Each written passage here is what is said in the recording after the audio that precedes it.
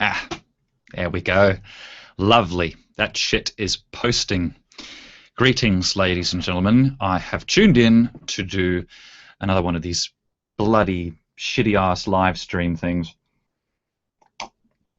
That's nice and cold. I've been playing a lot of GTA 5. Very reminiscent of RDR. Doesn't have the same charm of the Western world, but it is very, very, very cool. You can drive and drive and drive and drive. And, well, there's no short supply of things to do, that's for damn sure. So anyways, where do I see my questions and comments and shit? Because for some reason it doesn't open up as a live hangout thing, which means I can't see comments. There we go. Oh, yes, I don't want to watch myself, though. How do I close that? Ugh. Ugly. Yeah. Okay, there we go. That'll do.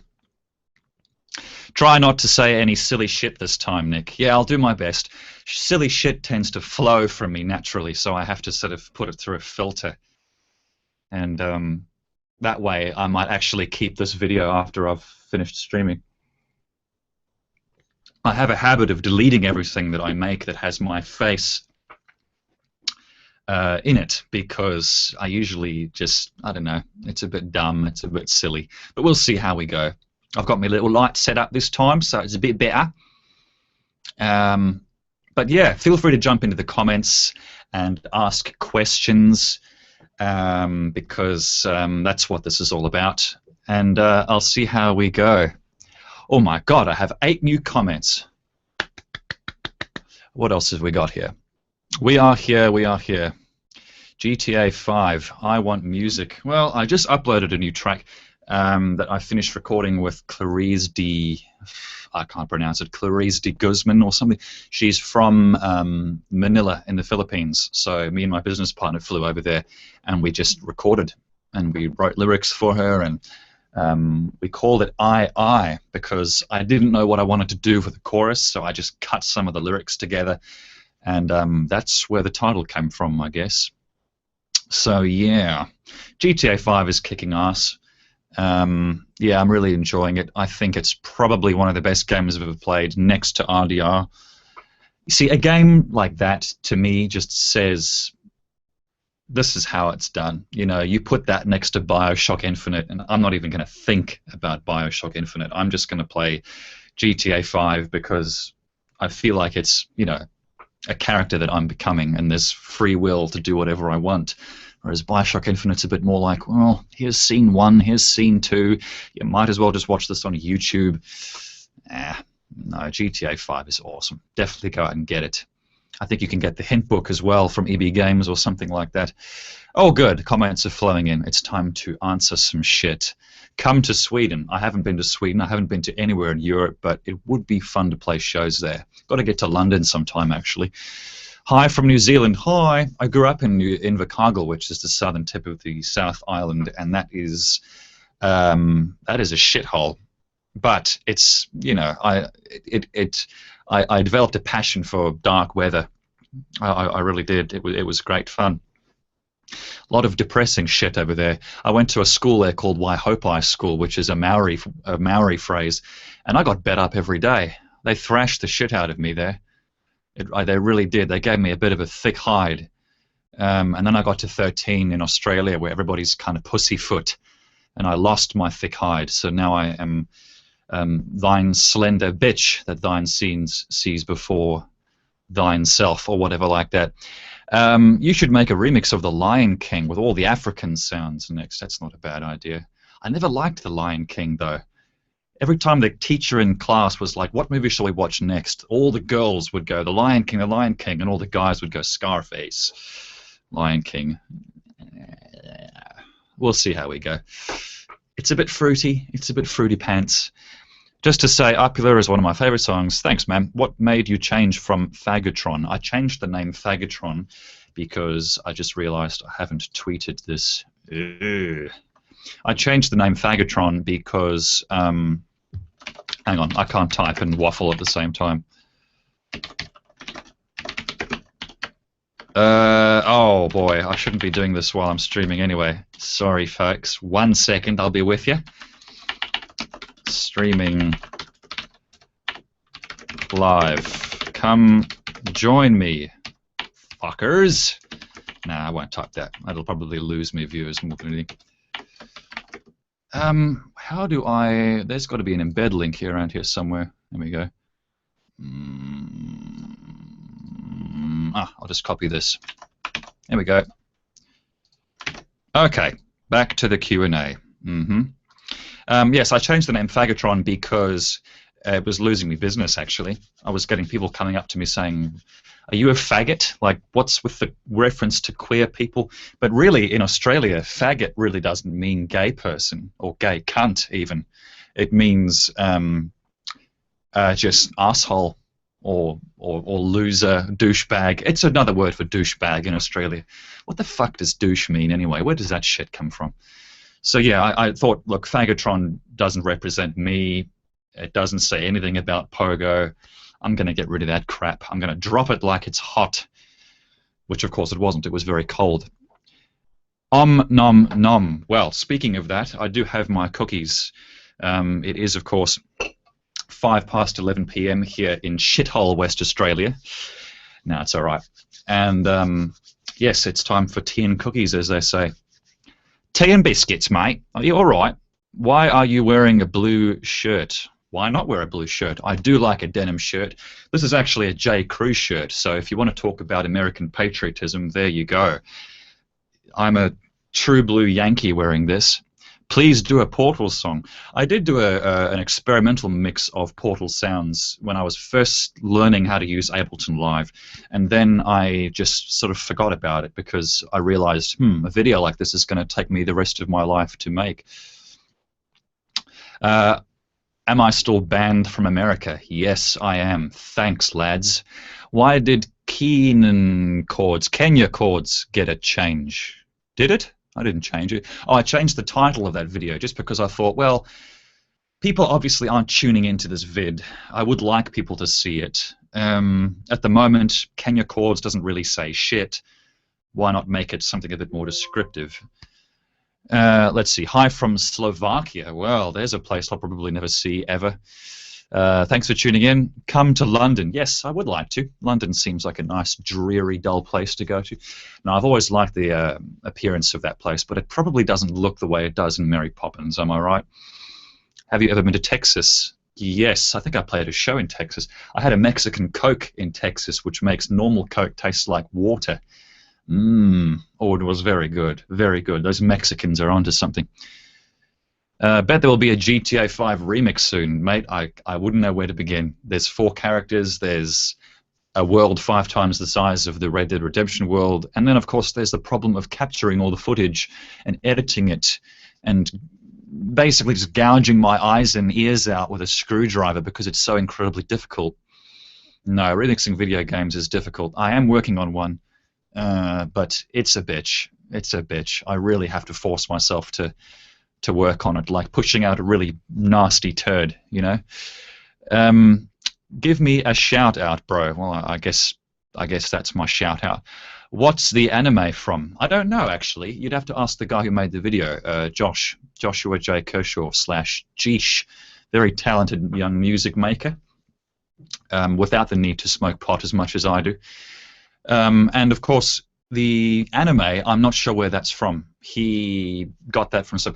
There's some comments in the YouTube video there saying something about K-On! Sounds a bit gay on, if you ask me. I was never a big fan of animes. I did like Spirited Away. I thought Spirited Away was quite good, but then I realized maybe I should have watched the Japanese version because this version's a bit corny, as they say in America. Yeah, I don't know. It just comes off as a hipster film otherwise, if you don't watch it in the native language. Oh my goodness, more questions. Ever been to Sweden? Sweden? No, I haven't been to Sweden. I don't think I ever will be. What's your favorite YouTube video? Oh, I don't know. I like Ashen's videos. Ashen's videos are nice. It's just 10 minutes of a hilarious British guy talking shit about shit that he finds at a $2 shop, and it gives me the ability to have food and drinks without getting bored. I can't have food unless I'm watching something. I can't just sit there in silence doing that. Who does that? Nobody. Well, my parents, but you know they're a bit old. The Emperor's New Groove remix, maybe. Now there's a good film. That was all hand animated, wasn't it? They don't make them like that anymore. Now they're making Disney planes. They're just going for all the marketing things, the money makers. Yeah, Disney planes. That has nothing to do with Disney cars. I'm sure it's a completely original idea. Where did your original username Fagatron come from? Well, I was 15 years old when I made this YouTube channel, and I was an idiot, as you are at 15. Sorry, folks. And I thought, I'm going to make my friends laugh. I'm going to call my YouTube name Fagatron.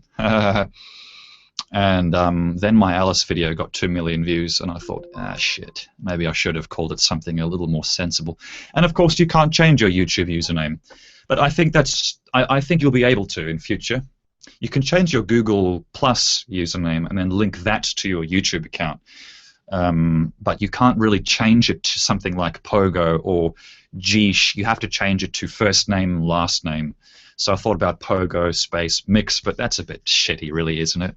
What's Pogo mix? I don't know what that is. How many times have you been asked to do a My Little Pony mix? Well, enough times. Enough times that I know it's a bad idea. I think the more times I get requested to do something, the more I just don't want to do it, because I think art is something that has to resonate from within yourself, not from within someone else. You know, then that person should be making it. Catchatronic, nice song, super nice song. Thanks for the feedback on that. The Pokemon mix was a lot of fun. Yeah, it's a bit different from my usual stuff, but I guess I got a bit sick and tired of everybody saying, "Oh, sounds a bit samey," so I thought I'd try something that's a little bit more fresh, a little bit more edgy, for lack of a better description. And I like how it came out. I don't actually like dubstep, but I thought I'd give it a go because I had the massive synth from Native Instruments, and I thought I'd try playing with that a bit, and it was fun. It was a good bit of masturbation.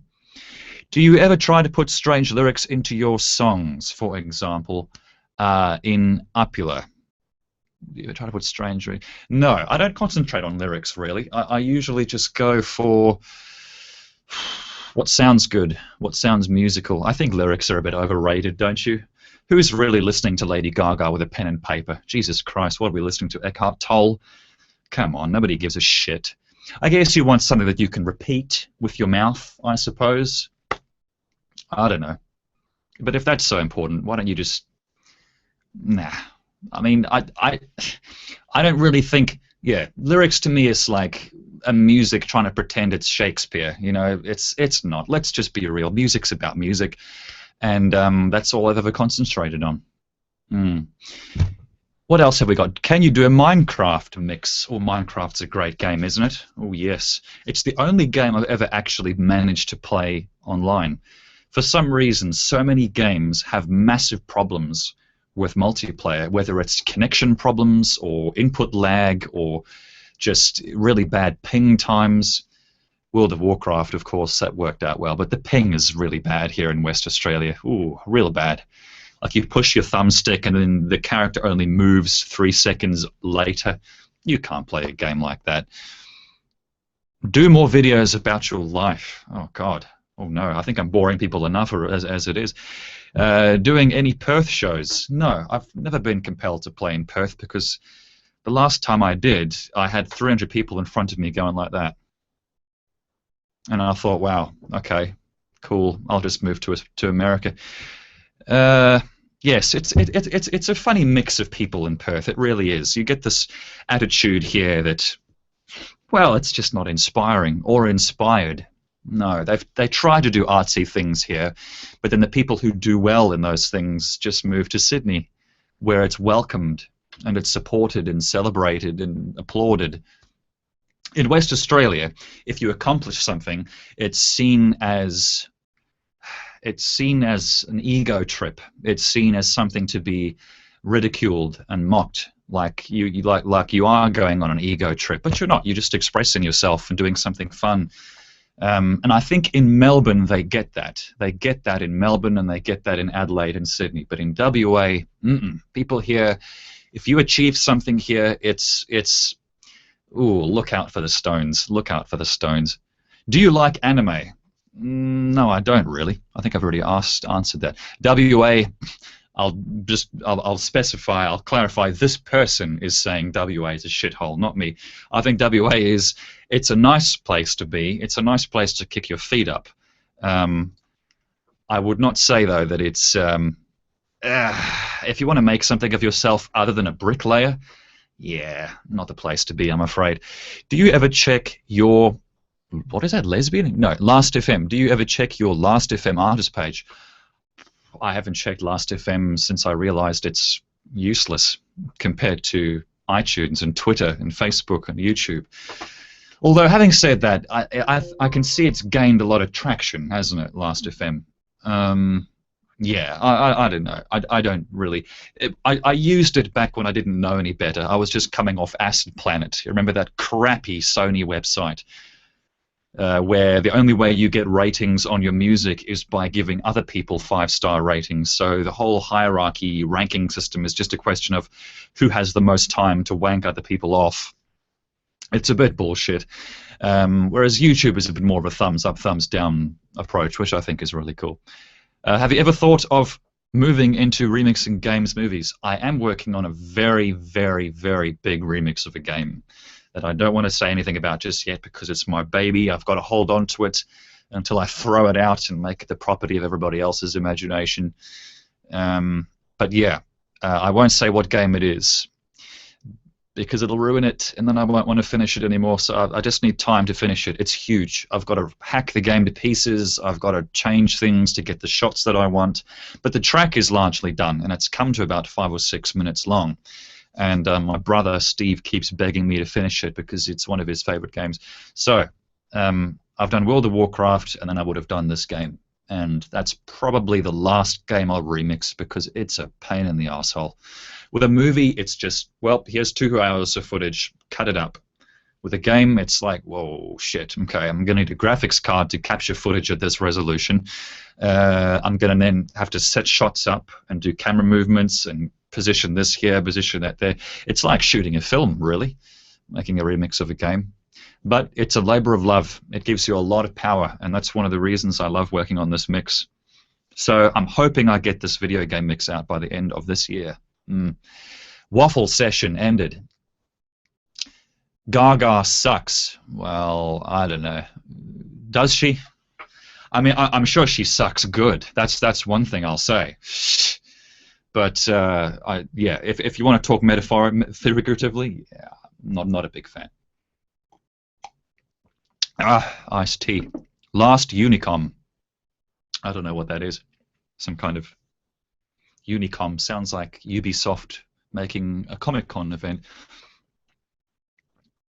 Have I been pissing you off with my silly videos and SoundCloud uploads, says Mr. Simon.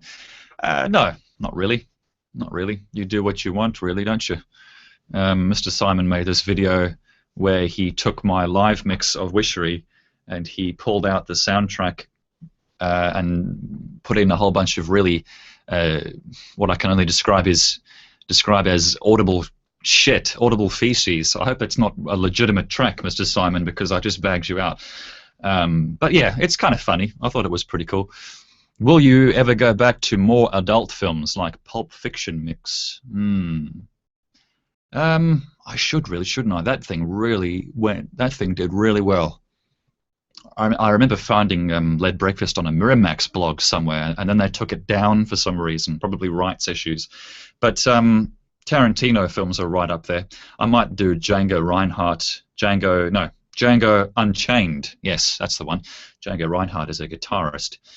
And I don't know. I might do some more adult films. We'll see. I wouldn't do it for the sake of doing it, you know, like a film has to say, remix me in order for me to do anything with it. What's the situation on being banned from America?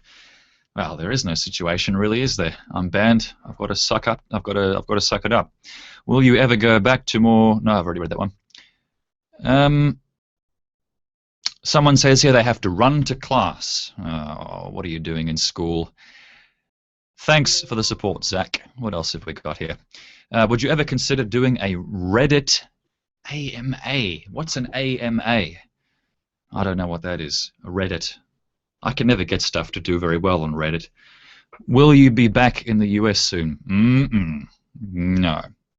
Are you aware of the Spotify account in your name? And if so, is it you? Yeah, I've got a Spotify account because I wanted to. I thought that's how I'd upload my music to Spotify, but it's not. It's just how I. What is it? You add tracks and then you share them or something? I don't know. Isn't that kind of what SoundCloud is? I don't know. What program do you know? Well, SoundCloud is better because you can actually upload your own shit instead of having to go through a distributor. Spotify. What program do you use to mix? There's a question I can actually answer without sounding like a cock. I use FL Studio, and I just upgraded to version 11, which is superb. They've added a lot of really great features in there, and they've tweaked and enhanced things. And I used Ableton Live. But FL Studio I find is better for really getting down and dirty and chucking in a lot of sounds just quickly and sequencing them quick. Whereas, oh Jesus, if I want to make a drum loop in Ableton Live, okay, I have to load up a plugin called Simpler or Sampler, and then I have to put that into a rack, a drum rack. And then I have to find the notes on the MIDI keyboard where those sounds are being loaded, and then I have to use the awful piano roll in Ableton Live. Oh, it sucks. I think Ableton Live and FL Studio, if they could work together somehow to hybridize that software, that would be fantastic. But I will say Ableton Live is immensely powerful, whereas FL Studio I think is just a bit more focused. It's a bit more focused on certain things, whereas Ableton Live is like this. You can do anything and everything with it. Yes, I have done a Star Wars remix. It wasn't very good, though.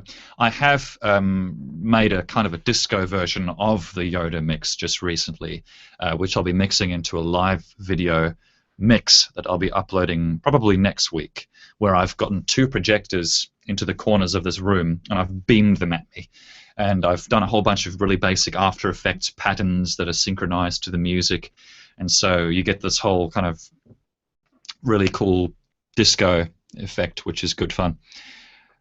Personal question. Do you make a good living out of what you do? Are you borderline comfortable? I make a living doing what I do. I wouldn't say I'm high up there. I'm definitely doing jobs, and I'm doing enough that I don't have to go and work at an office and push pens and pieces of paper around for someone else's living, right? So I'm at that level. Can you narrow down what system it's from? Oh dear, that's a reference to something I've said a long time ago. Come to Malaysia, please. Why? Why would I go there? Isn't the Philippines enough? Have you ever thought of doing a TF2 remix, Team Fortress? You know, I don't like that game. That game is like spawn, die, spawn, die, spawn, die, and it's like, wow, these guys are insanely better than me. Why am I doing this again? No, I probably won't. Well, I know I won't. It's gonna be League of Legends, says somebody about something.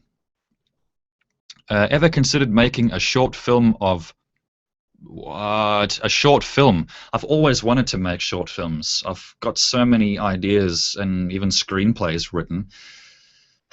The problem with making films today, though, is it's an incredibly saturated market. Hollywood is going down.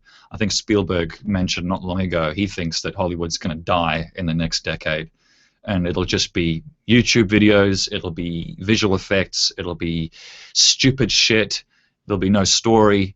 And I've come to realize that to make films, you have to think about only your vision, not what anybody else is doing and whether or not it's a saturated market. And you need to have the commitment of Hitler. You know, you've got to... Holy shit. With making music, it's like it takes me half an hour to get the core of a song down. And from there, I can keep going, right? But with a film, It's months. You've got to sustain your energy and your enthusiasm for months. I don't know how you do that. I've got friends that do nothing but direct and produce films. My one mate, Andrew, he's been working on a film for a year now, and I don't know how you do that. I just don't know how you do that, especially if you've got Asperger's syndrome like me. You know, you're really into an idea, and then the next day you're thinking, oh, that's not going to go anywhere, let's do something else. So I'd need a hell of a good producer, I'd need a hell of a good casting director, someone who can take care of all the phone calls for me, and maybe then I'd make films. I don't know. One of your best works is the WoW remix. Oh, okay. Or is he saying WoW? No, he's saying WOW. Yes, yes, thanks. I like the Rawcraft thing. Would you ever consider... I've read that, something about Reddit. What social networks do you have? I have Twitter, as they say in Sweden. I have Facebook. And that's it, I guess. Does SoundCloud count as social media? I don't know. I think one day someone like Apple is going to come along and just unify everything into one big ball of proprietary Apple shit. What else have we got here? Have you ever had a huntsman spider in your house? I've had a spider with a redback, and I killed it, as you do, you know. But a huntsman spider, yeah, probably at some point. I've lived in WA for about 9 years now. I'm sure I've had all sorts of Australian death creatures in my home.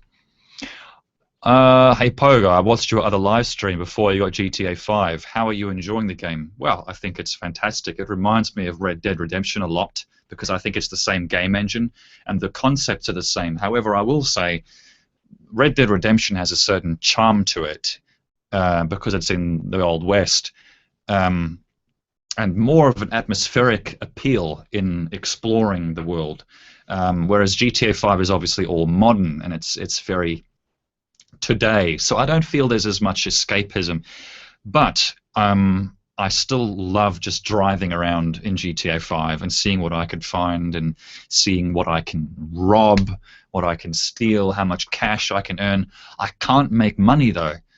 I can't afford any of the rental properties. I only get like $100 from robbing a gas station or $1,000 from stealing a security van, but some of those properties are like $250,000.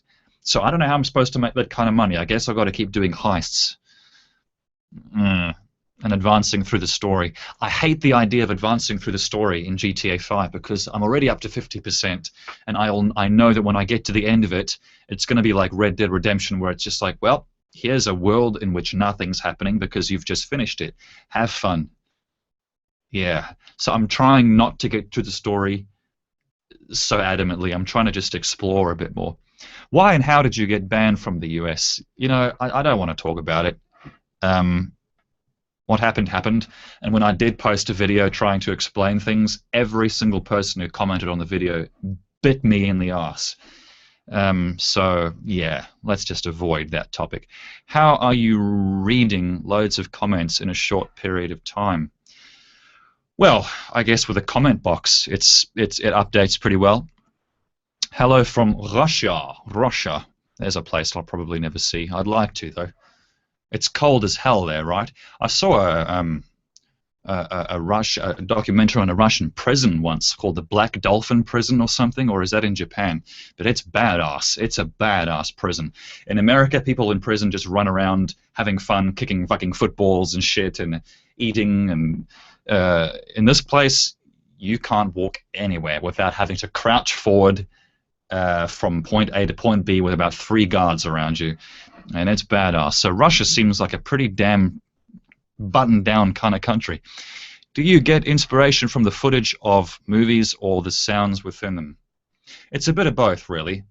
Yeah, a film has to have a certain theme to it, right? It has to have a style to it, an appeal to it that's atmospheric. I wouldn't remix something like Minority Report just because that theme doesn't appeal. But I remixed Red Dead Redemption, even though I couldn't do anything with the video, because well, it's the old west, you know. It's an amazing world, and it's an amazing experience, and so many amazing morals and values that are presented in that game. You've got a guy, John Marsden, who wants to change his old ways, and he does change. You spend the whole game doing really good deeds and really good shit for everybody, and then the government comes along and is like, "You're dead because you're a bad son of a bitch. You did bad shit in the past." And I just realized I let out a huge spoiler there. So if you haven't played the game, I greatly apologize. Oh my goodness me. Anyway, still, it's a fucking fantastic game. It's worth every second of your life, Red Dead. Do you have any vinyls? I do have a few. I don't really use them though, to be honest with you. I have a CD player and I have a computer. I do think vinyl sounds good, but I don't think it's the vinyl that sounds good. I think it's the way the track was recorded back then and the equipment that was used to record it, the magnetic tape, the Studer and the Ampex machines. I've heard new stuff on vinyl. Yeah, it doesn't sound quite as good as a Ray Charles track, right? Because it's not the vinyl itself that gives it that sound. So I kind of discovered a long time ago that collecting vinyls, is a bit of a hipster thing more than anything to do with actual audible quality. Yeah, I think it's just got to do with the way the track's recorded, really. Which do you use? Well, I'm using a Windows machine at the moment. I used to use Mac, but then I discovered that the mouse is absolutely god-awful. I couldn't target anything. I don't know if it's an input latency in OS X or if it's just a really bad acceleration curve. But no matter what I did, I couldn't fix it. And so after a couple of months of missing everything on my screen, I thought, fuck this. I'm going to go back to my Windows machine. This mouse sucks. You know, when you're doing Photoshop and Ableton Live and FL Studio where you're clicking on a button like every second, you need a mouse that is accurate and responsive. Not a mouse that's designed for fucking Facebook, but a mouse that's designed for working. And I was using a G9X, which is a really top-end Logitech mouse. It's not the mouse, it's the way the Mac operating system interprets the mouse movement. What software, hardware do you use? My audio interface is a UAD Apollo Duo. And the software I use is Adobe Audition CC for all my sampling and editing, and I use Ableton Live for like broad song structure, but FL Studio for the sequencing of samples and stuff like that. Just bumped my mic. I've got a shitty West Australian-made XLR cable here, and it gives me grief every now and then. Have you ever tried LSD? No, I haven't. Is it any good? I might try it one day when I'm really, really bored and I'm realizing I'm not going anywhere with my life. Hey, Pogo, what about a GTA remix? I wouldn't know where to start. I wouldn't know where to start, and even if I did make a track using something in the game, I'd still have the enormous task of making a video out of it, so I don't know. It looks like such a huge problem. What happened to the Pogo Mix.net MP3 store? I took my MP3 store down because it was a piece of shit. I was getting 5 emails a day from people saying, oh, my download links haven't arrived, and so eventually I just thought, right, to hell with this. I'm going to put this on iTunes and Google Play and Audio and Rhapsody, what's the other ones, Amazon MP3 and all of that. But I still need to put all those links on my website. There's another Faggotron question. You see, even after getting rid of that shit, people are still asking me about it. It's bad. You see how much of a virus that username is. Faggotron.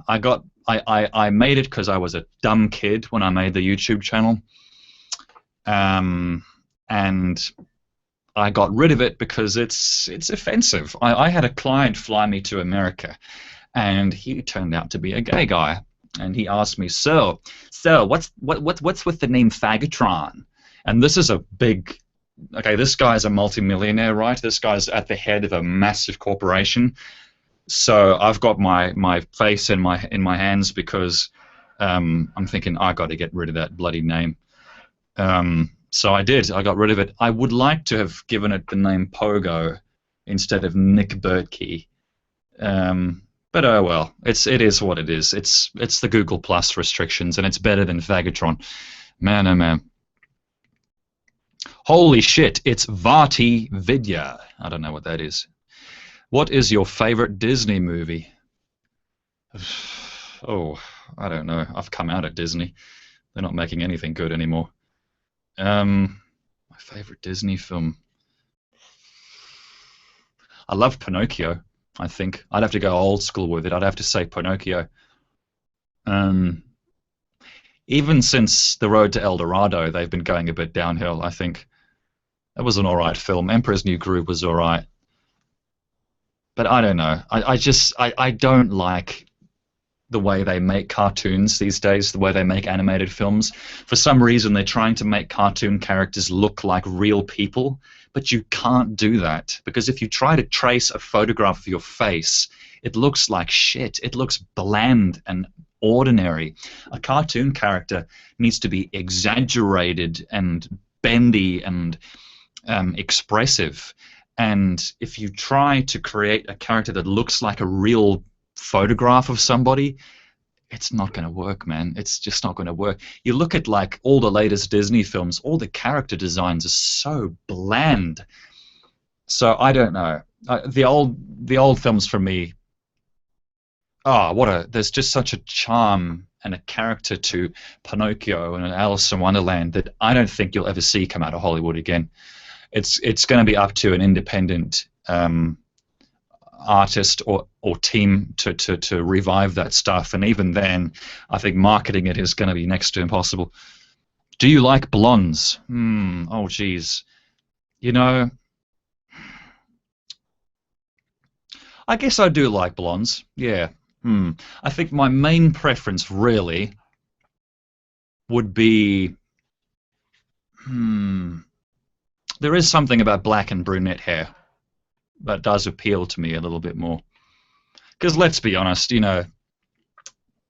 I guess through all the conditioning that I've been through from the media, my image of blondes is dumb hoe. You know what I mean? Paris Hilton. That's how I see blonde girls. But I have met many blonde girls that are very, very, very intellectual and very on my level, So, yeah. But aesthetically, blondes, I don't know. Why the fuck am I talking about this? I do think about girls a lot. What's your favorite weed? Well, I've only ever tried weed once, and it made me very laughy. So I guess that's my favorite weed, the weed that makes me laugh.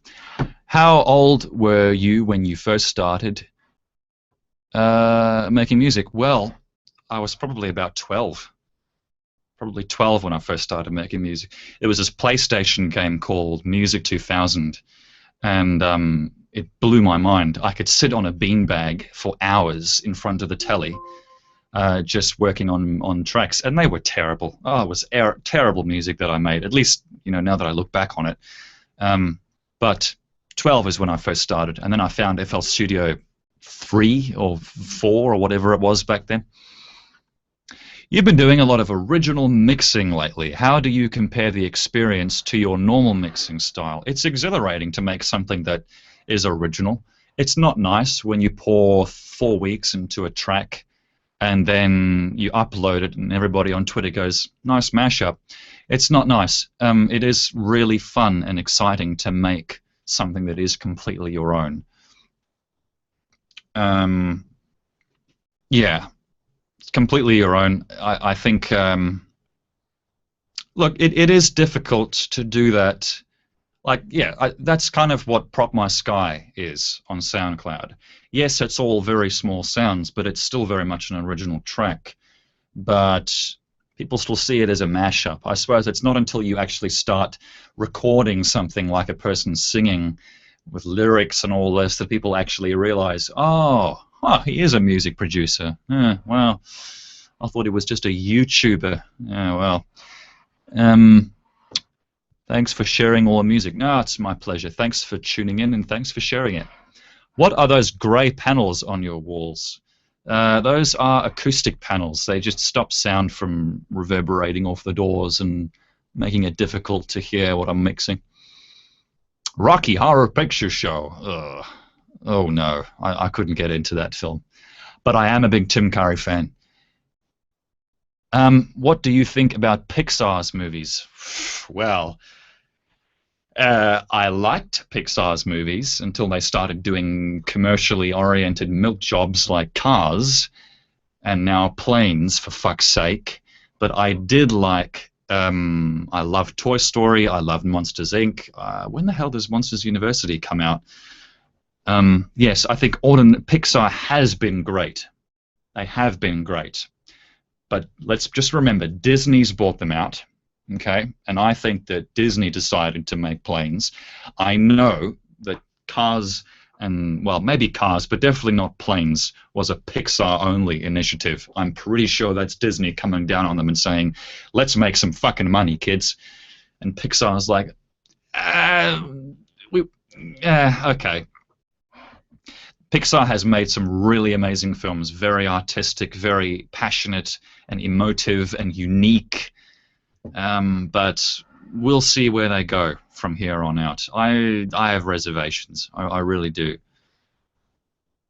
Do you have a scary experience or a creepy guy stalking you? Why would a creepy... Well, I guess a creepy girl wouldn't be creepy because I'd just get her in bed. I haven't had a creepy guy stalking me, no. What kind of question is that? No, I haven't had that before. Creepy experiences. Creepy experiences just don't find me. They really don't. I guess I've lived a pretty sheltered life, really. I've been sitting in this room for 8 years.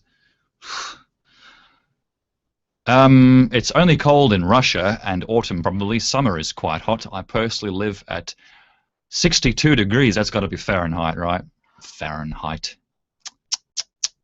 Have you ever played a gig on the Gold Coast? I played a very small little corporate gig once in Sydney, and it sucked because it was a corporate gig, and I'd vowed never to do that again. What music do you listen to? Oh, geez. I listen to a lot of deep house. I have a playlist on my YouTube channel where I've got all my favorite deep house tracks, and I listen to progressive house. I listen to minimal house, I guess. Drum and bass is nice sometimes, although you do get over it after a while. Yeah, mostly just house music. Old school hip hop's nice. But if you want to talk about artists, I don't know. I can't really. Theo Parrish, Perfuse 73 is nice. I don't listen to Akifin anymore because I guess, I don't know, he hasn't done stuff in a long time, and I guess I've gotten over the stuff that he did do. Yes. What else have we got here? What do you think of the Queen of England? Well, I think royalty is a bunch of bullshit. That's what I think. I don't know anything about the Queen of England herself, but I think a person who hides away in a palace and lives up like that, it's a bit poncy, isn't it? It always makes me think of Tibet, where all the money is kept on the inside of the royal family, right? And nobody in the country gets any of that money. But it's like, oh, well, they're the royalty. Oh, it's indoctrination. It's indoctrination. All the money gets kept to the royal family. All of it. All the power, everything. I think royalty is a bit of bullshit, if you ask me. I think it's a bit of bullshit. Government is necessary. Royalty? I don't know if that's necessary. That's my opinion on the Queen of England. Paul Mooney had a nice thing to say about the Queen of England on one of his comedy runs. I won't even repeat it. But there's a guy who's not afraid to spit some nasty shit about big figures. If you had a dog named Nobodies... Named Nobodies who? Okay.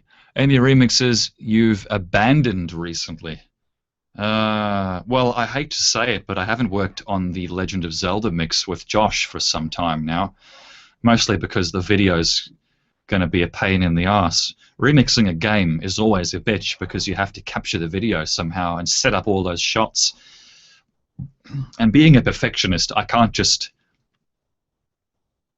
I can't just record me playing the game. I have to figure out a way to control the camera and get it looking good. Because if you're not going to do it well, why are you going to do it? So Legend of Zelda is a mix that I'm working on with Geesh, Ocarina of Time. And I wouldn't say I've abandoned it, but it's certainly collecting dust on a shelf somewhere. And there's a work in progress of it on SoundCloud, which I really want to release. Thank you for Wonder Puff ice cream cone symbol. Well, you're welcome. Thank you very much for listening. Wreck-It Ralph mashup. When? I never saw that film. I don't watch mainstream movies anymore unless I'm obligated in a social situation. I would never have gone to see Elysium on my own. I would never have gone to see World War Z on my own, because as impressive as the visual effects are, the film itself is just a bit of the same old shit, isn't it? Can you see this, says somebody. No, I can't. I love house music, says someone in upper caps. I'd give that a thumbs up if I could. Have you heard of BT?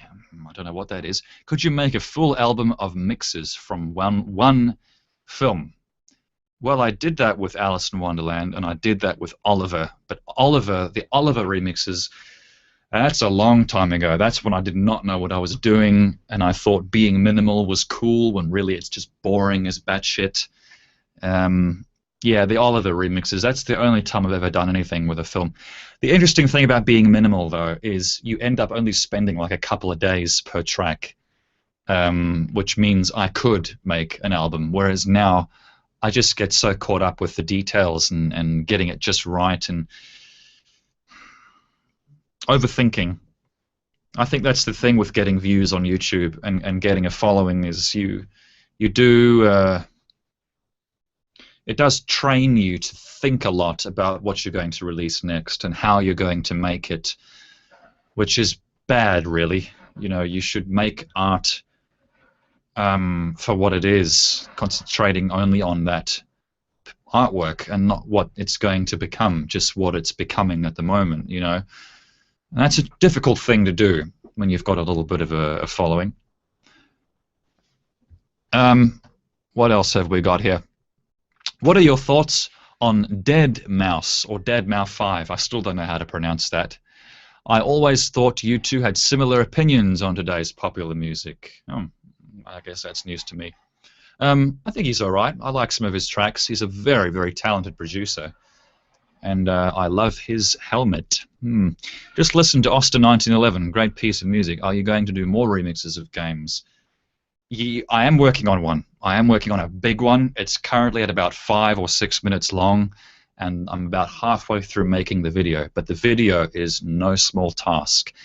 And I'm not looking forward to the day when I upload that several months of work and everyone just goes, oh, nice game footage. Huh, what scene from the game is that? Man, that's my scene, motherfucker. I spent days working on that shot.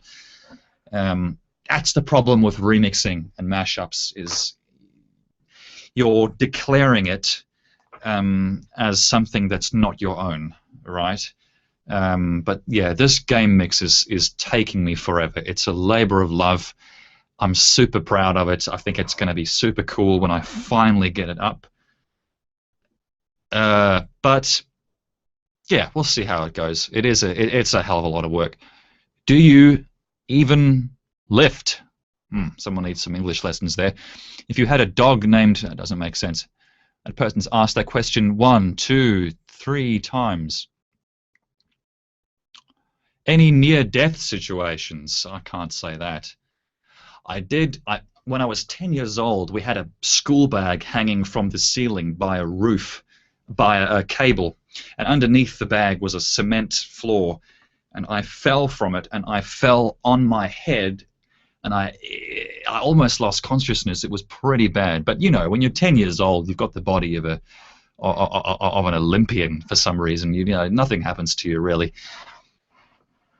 62 degrees. Oh, 62 degrees latitude, not Fahrenheit. Right. 65 new comments. No, it's not Skyrim, says somebody who thinks they know what's going on. Will you ever sing on a track? I did sing on a track once. It's a song called Sing Songs on my SoundCloud. Original title there, Nick. And Yeah, it's. I really liked how it came out. I used a whole bunch of piano chords that I found in a Sesame Street episode, very old Sesame Street episode. But I want to make a video for it. It's just a question of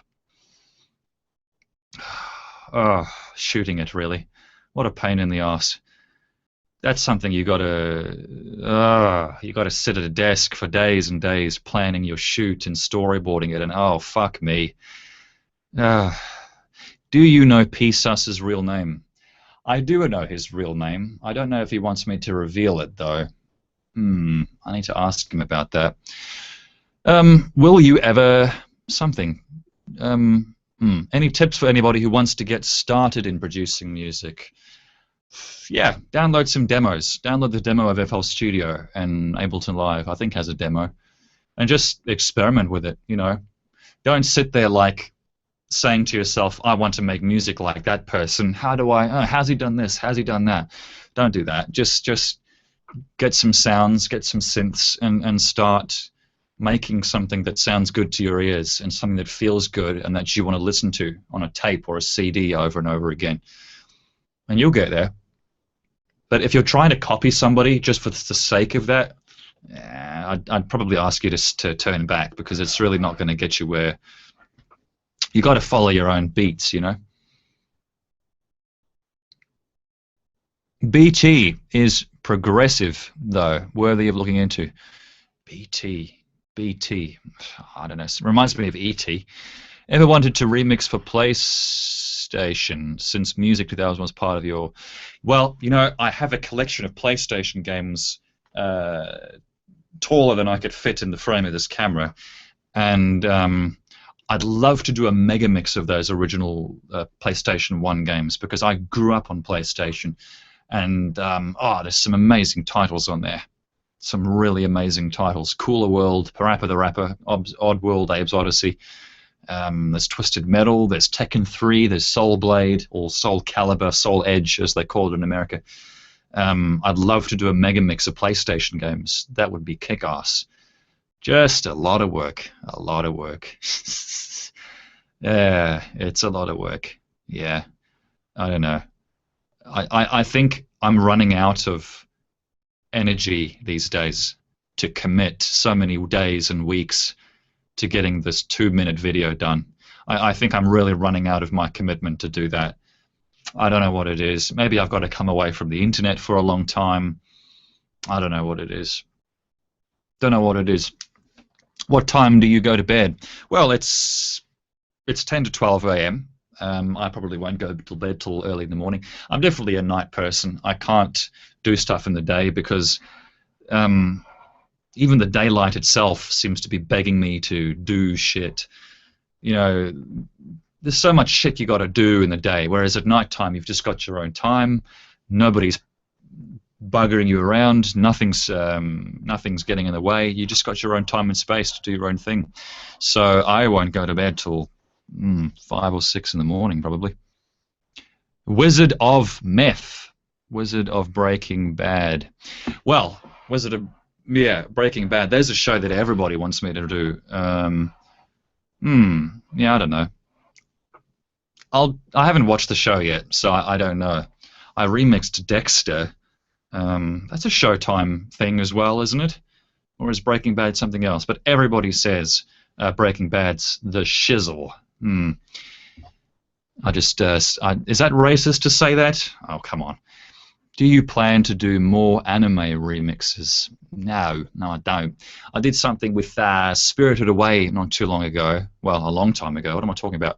I did Spirited Away a long time ago, and it was boring and overly chill. And I think I was at the time when I was realizing this is a bit of hipster guff, isn't it? Why am I remixing this? Get this out of here.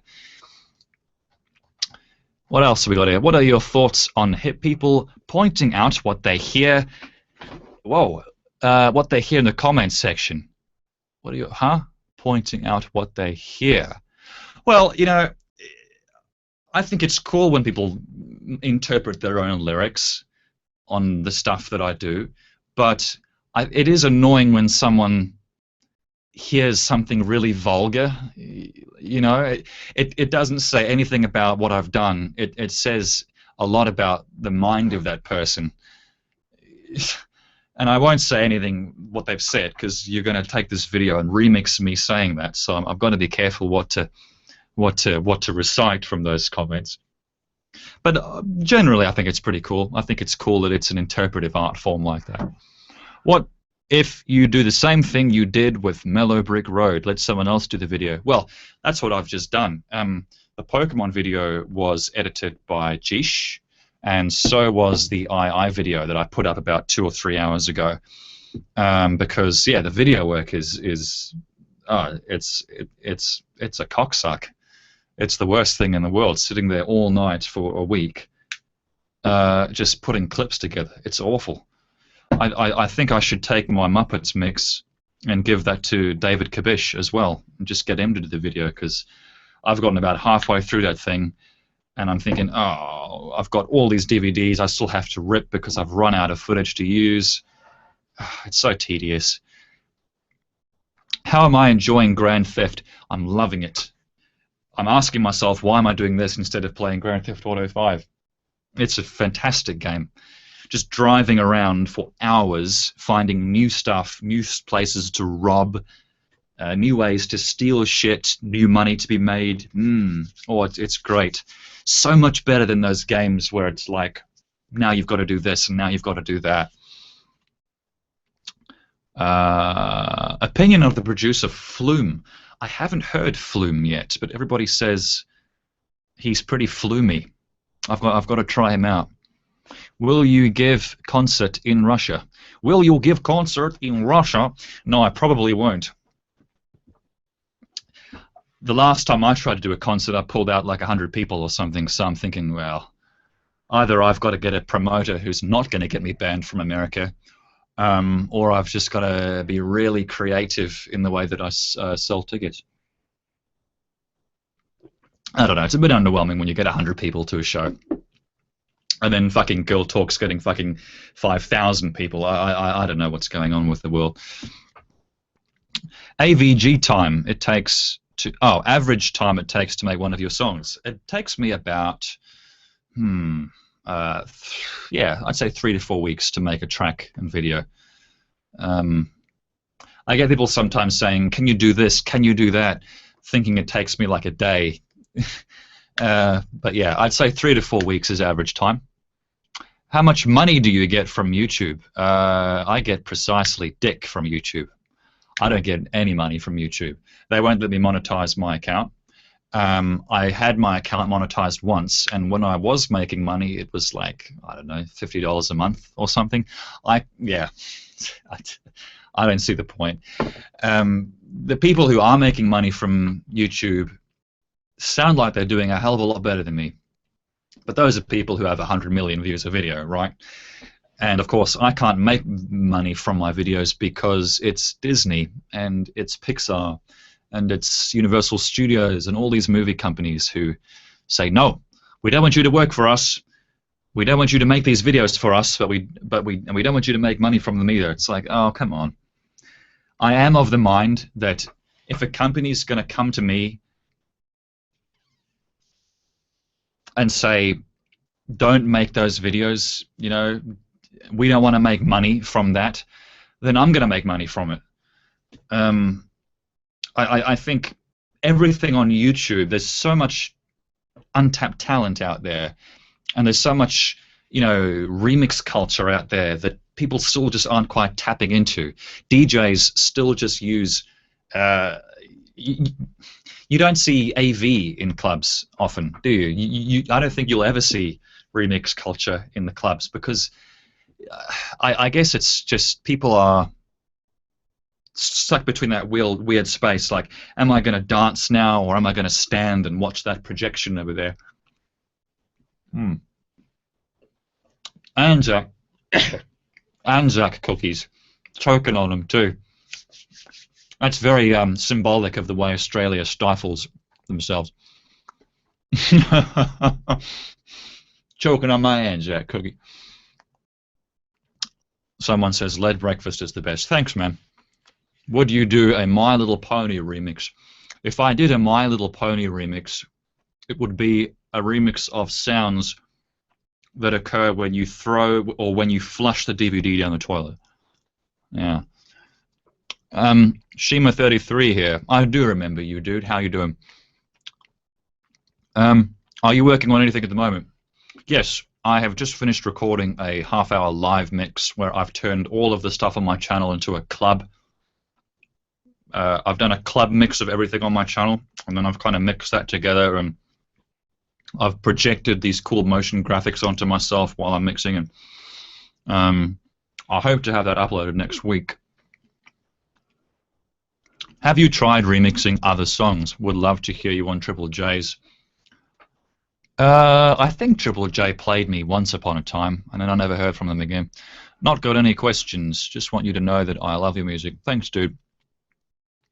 Why did you withdraw from Mr. Simon's Dexter's Lab project? I just had too much to do. I had 3 projects going on, and I could not fit in any passion projects at the time. There's a good question. When you don't have a lot of inspiration, what do you do? Well, I grab some lube and I grab some tissues and no. I don't know. I just sit there and I play video games. I hate to say it. When I'm bored and I don't have inspiration, yeah, I don't do much. I sit there playing video games. Mass Effect 2, I think I just finished. I maxed it out completely. It is difficult to force yourself to get inspired, isn't it? You can't really sit there and be like, oh, I'm going to make this now. No. You have to be feeling it first. It's like sex, you know. You can't just start pumping for the sake of it. You've got to be horny. And if you're not, well, I don't know, get a fleshlight or something. Don't bother even paying for the girl. What else have we got here? Live shows in Perth area. I don't play shows. I haven't played shows in a long time. I had the opportunity to play a show at the YouTube convention in Sydney on the main stage last month, I think it was. And I turned it down just because I've been going through a bit of a low lately about my live shows. I'm not really that into the idea. I feel like until I can put on a really good show that pulls out more than 100 people, then I'll think about it. But, yeah, it's a lot of preparation. It's more preparation than people realize. In some ways, yeah, there's so much studio work involved in preparing a live set and making sure that everything goes to plan. And, I don't know, I want to get myself a helmet and then get some projectors and set up get a team together that can set it up and break it down and do a week of shows. Then I'll think about it. But if it's just me rocking up with a laptop and being like, "Hi, how you doing? This is a guy you've never heard of before. Pretend you're interested, Perth. Pretend you're interested. At least try." I don't know. Live shows. It's such a bitch. Come to Norway. We have sheep beer. Oh, shit. Really? Sheep beer. I hope it doesn't mean it tastes like sheep, because I can't imagine that's a good taste. I'd rather have Heineken than that, which is saying something. Do you plan on doing a Game of Thrones remix? No, I don't. Game of Thrones, that's a fantastic show in terms of execution. The story was very compelling, a lot of character development, and a lot of character development, a lot of transitions for all those characters. Really good. I thought that was pretty good, but I think the problem with the show is every episode is trying to tackle like 10 different plots, you know, and I think there's really only so much you can concentrate on as a viewer. It very much smells like a show that's based off a book that has a lot of shit going on in it. Peter Jackson obviously did exceptionally well with that, with Lord of the Rings, but I'm not sure they did as good with Game of Thrones. 69 new comments. That number haunts me. I don't know why. 69. Nah, I won't do that joke. Best music from a video game in the 90s. That's a good question. The music in Parappa the Rapper is pretty special, isn't it? That's pretty good music. Ocarina of Time, incredible soundtrack. Geez, the 90s was a bloody hell of a decade, wasn't it? That was a decade for movies and video games. Mm-mm-mm. Have you ever been recognised in public? Yes, twice in Sydney. Never in Mandurah or Perth. Only twice in Sydney. What's your favourite remix that you have created? I'm really happy with Austin 1911. That's probably the one track that, I don't know why. I just love how it came together. That was me in my element, you know. That was me just concentrating on making this pattern, trying to get it good, and then trying to implement that into a whole song. And then, I just love how Austin 1911 came out. I want to do a short film or music video for it. There's a guy in the States there somewhere that has a uniform that he's made which looks exactly like John Marston's uniform, and I want to get that uniform somehow and film something in Arizona after I'm not banned from the States anymore. What's your actual job? Well, my actual job is sitting in this fucking chair making music and videos for companies every day. I can think of worse ways to make a living, I guess. Mr. Brown's Boys remix. What the hell is that? Could you give me some insight into your vocal processing? They always sound on point. Well, less is better, less is more. Don't pump it through a compressor, don't pump it through a limiter, and please don't pump your vocals through a reverb unit. Less reverb is better. Your vocals, I guess here's a tip for you. If your vocals are getting lost in a mix, find the point on your spectrum where those vocals are kind of accumulating the most, and then don't boost them, but in that section of the song, lower that point of the spectrum on everything else in your mix, usually the chords, the instruments, because if you boost that part of the spectrum on the vocal track to get it over the rest of the track, your vocals end up sounding like they're on a radio. You know, it's got that boxy sound to it. That's how my II vocals were originally, and just recently I pulled that section back down and then just lowered that section on the instruments, and I pulled the reverb way down, I pulled the compression way down, and I think it just sounds a lot nicer. It sounds a lot better.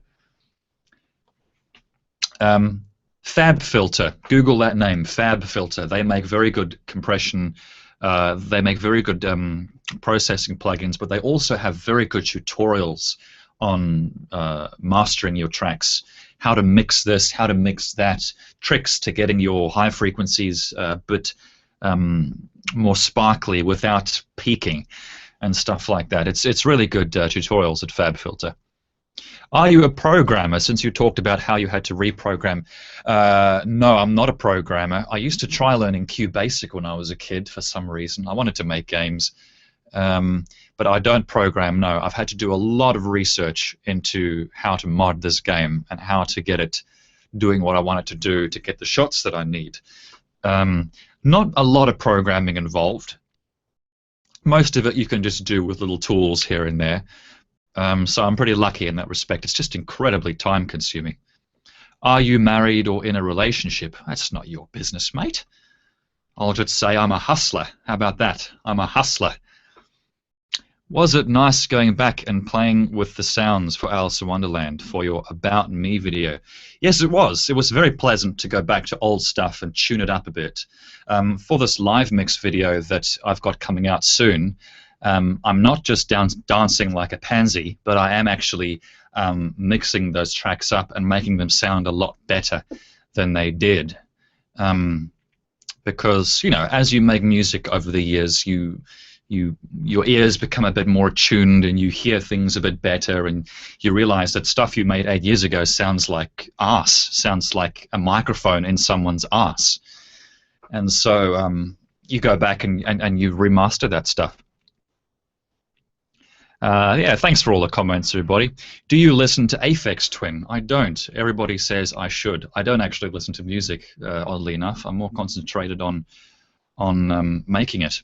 I think some people believe that you can't make films if you don't watch films, and that filmmaking is truly about watching, film watching. But I think by the same token, you would then have to say that making music is difficult if you don't listen to a lot of music. Now, I don't believe that's true. I don't listen to Aphex Twin. I haven't listened to Akifin for a long time. I haven't listened to really anybody except Anonymous Deep House on YouTube, which is all very samey, by the way. But I still make a lot of my own music, and so I don't think you need to be...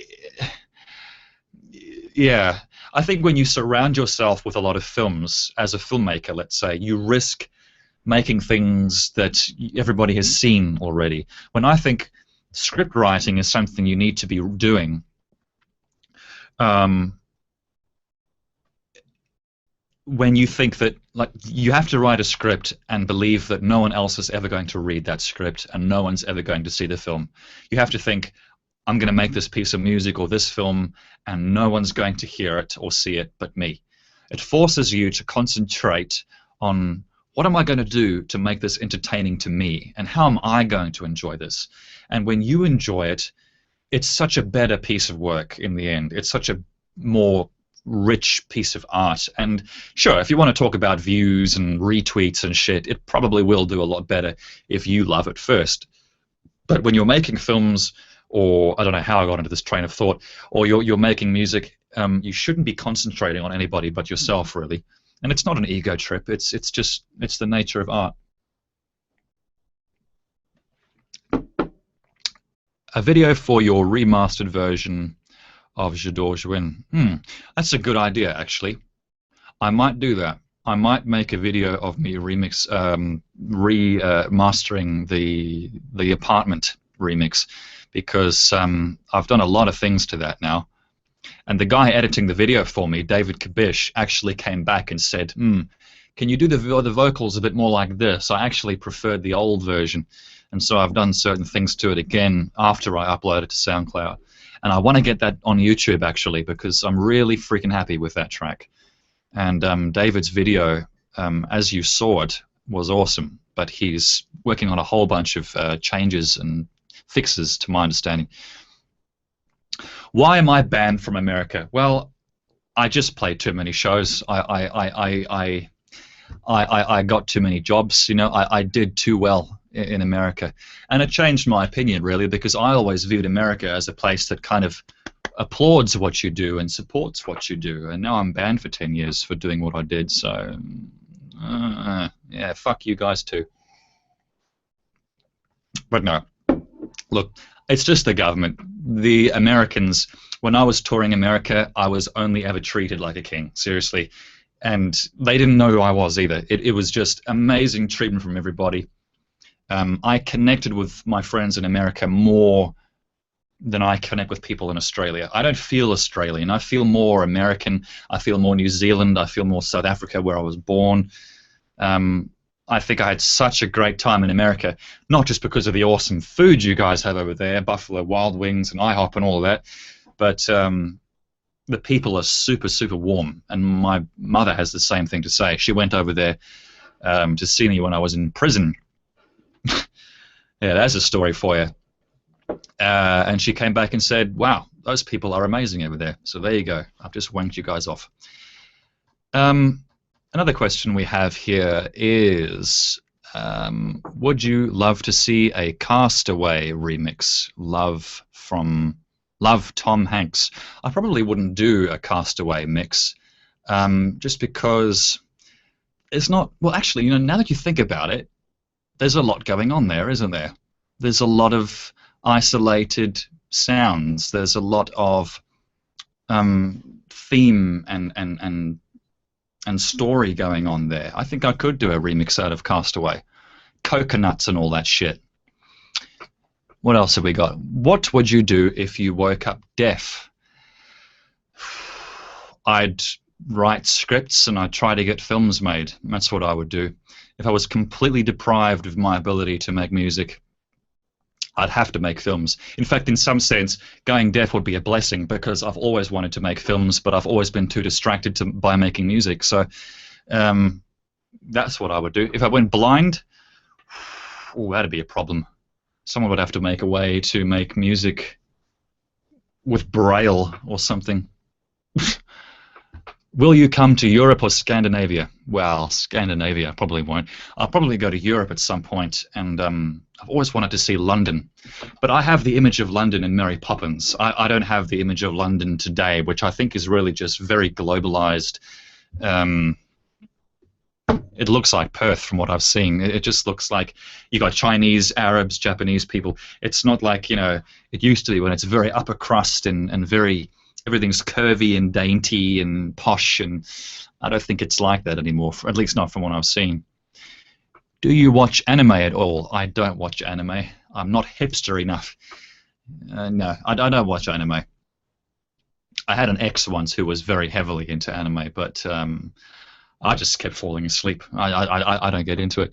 What are your thoughts on stuff by the Avalanches or the KLF? Well, my thoughts are, I wonder what they're like. Do you prefer Nick or Pogo? Well, it depends, really. I think Nick's a bit nicer. Pogo sounds like you must treat me this way. Where was Splurgenschutter filmed? Splurgenschutter was filmed south of Perth in West Australia. It was my first real music video because my film school had the kindness to lend me the Sony EX1 or EX3 camera so that I could go around and film myself in super high def. And I guess Splurgenschutter was the result of that excitement. So sometimes it does help to immerse yourself in a new tool because very often the tool can actually inspire you to make something. Do you remember the contest you organised for the video Mellow Brick Road? I was the drawer of the team. The drawer. Oh, I see. I draw little paper characters. I came here with a present, but where can I send it to? Well, if you want to send stuff, you can send stuff to info@thebreeze.net. That is our new website where we've got a team building up. We're trying to do animation and music and stuff. That's cool, man. I didn't know you. I didn't think I'd get people like that out here today. That's cool. Don't have to watch films to make them. There are watchers and makers. Yeah, I agree with that. There's a lot of people that go to all these film festivals and go to all these networking events and then they come home and have a wank because really it's just all talking and no doing at the end of the day. So I don't know. I think you've put it there pretty well. There are watchers and there are makers. Beggars and choosers, you could also say. I don't think you need to listen to a lot of music to make good music, and I don't think you need to watch a lot of films to make good films. I really don't. Because at the end of the day, it's all coming from within you, right? Could you talk a bit about inspiration, being inspired, and channeling it into whatever DAW you might use? I currently use Reason, Ableton, and FL Studio. Oh, Jesus! I tore my hair out trying to learn Reason. I had to give up on that shit eventually. What I love about FL Studio is you've got a browser. Hang on, is this thing horizontally inverted? Yes, it is. You've got a browser, and then you've got a sample sequencer. So in Adobe Audition, I record all the sounds from a film or game that I like the sound of, and then I'll have all those in my browser in FL Studio, and when you click on them, you can hear it, which not enough music programs do. You need to hear a sample when you click it. And so I'm going through them, I'm listening to them, and then I just drag those samples onto my step sequencer or onto my piano roll, and hey, it's done. I've already started putting a pattern together in less than 5 minutes. Ableton Live, Reason, you got to jump through a few hoops, pal. But FL Studio, it's literally, it really, what's that slogan? It's the fastest way from your brain to your speakers or something? I don't know. Oh no, I have 64 new comments. I want to go to bed. No, I don't. I want to go play GTA 5. Will you come to the UK? There are plenty of fans over here who would kill you. Oh, Christ, I hope not. Would kill to see you. Well, that's nice. Yeah, I don't know, the UK. Josh is in the UK. I should go and visit sometime. Mary Poppins World, or at least it was once upon a time. Um, yeah, I guess I'd like to do shows in Europe. I think the UK would be a good place to be. Apparently, the UK is really booming at the moment in terms of uh, media and videos and music and all that. It always has been, though, hasn't it? There's always been huge stuff come out of the UK. What do you think about Ableton stuff? I think Ableton's very powerful. I think it's an immensely powerful program, but it's so powerful that you often there's so many ways to go about something. You never really know which way to go. So instead of making music, you're kind of creating a blueprint of how you want to make that music. Whereas FL Studio, I find, is very focused. It's very yes, it is narrow, but that narrowness gives you focus, and you can very, very quickly get your sounds down and sequence them. And then usually what I'll do is I'll export that to Ableton Live as audio layers, and I'll do most of my mastering and my layout in there because I think it's more flexible than FL Studio with that stuff. I'm shocked you never made a Jurassic Park remix. I don't know. David is my favorite song of yours. Thanks for making it. Thanks for listening. Mate, you're hilarious. Keep up the good work. Thank you very much. How do I get cheekbones like yours? Well, I sit down in front of a mirror every day, and I do that. I do that for a few hours a day. It hurts like shit. I end up getting massive marks in my cheeks, but I think I've managed to get my cheekbones to come out.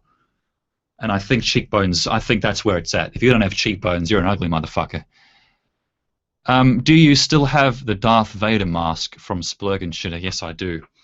I do have the Vader helmet. I wore it to I brought it to a few shows before them Yanks banned me, and I got my friend Dusty to wear it and dance on stage every time that really badly mastered Splurg and Shitter track comes on.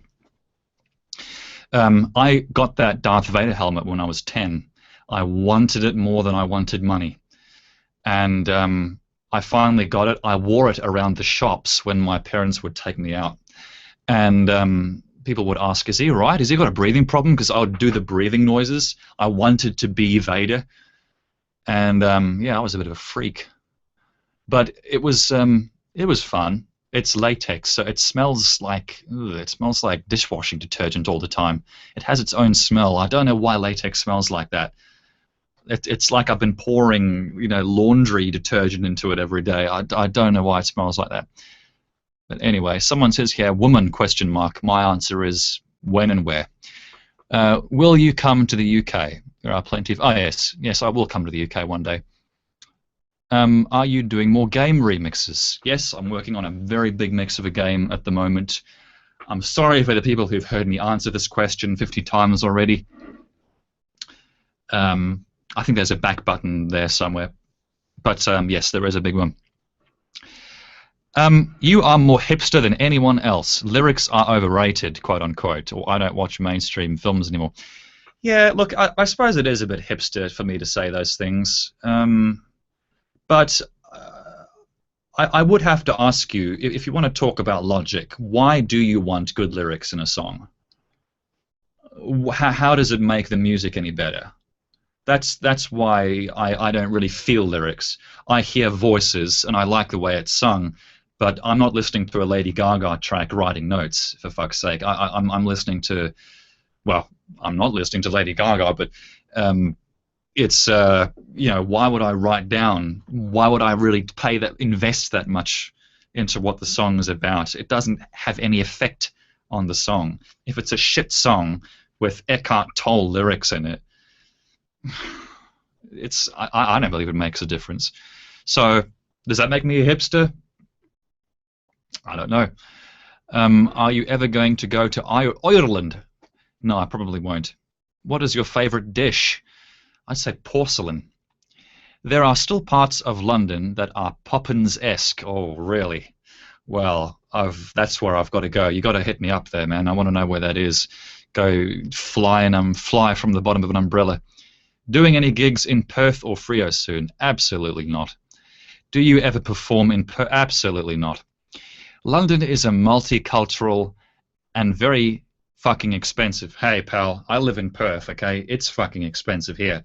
You'll pay $6 for a coffee the size of your fucking fist. You know what I mean? This is an expensive country. I don't know why. We are taxed 40%, so it's not like we have financial problems.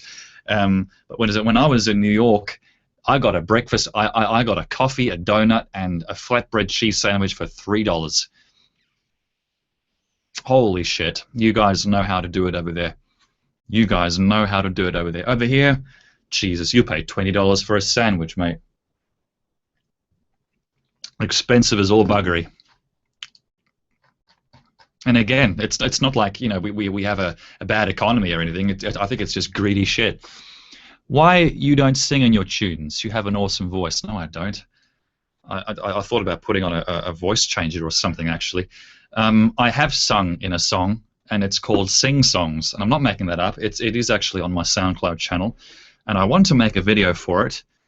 But the question is, how do I do it without coming off as a poof? Because it's a song that's a little bit, it's a little bit Disney. It's a little bit. I don't want to say queer. I'll say it's a bit. It's a little bit fruity. So how to make a video that isn't emasculating? Well, that's the question. I guess I'm just generally not a very blokey guy to begin with. Can you play quickly the track you are working on, please? No, I can't. You see? No, I can't, because that will transfer that track. It will make that track the property of the imagination of everybody watching and listening, and then I couldn't finish it anymore. I need to keep it. You see, part of what it is having this track that I think is sounding so good and so I'm so proud of that I want to get it uploaded, right? And that's the energy I think that pushes me to get it uploaded. But if I just release it before I've finished it, I've released it, and I'm not going to finish it.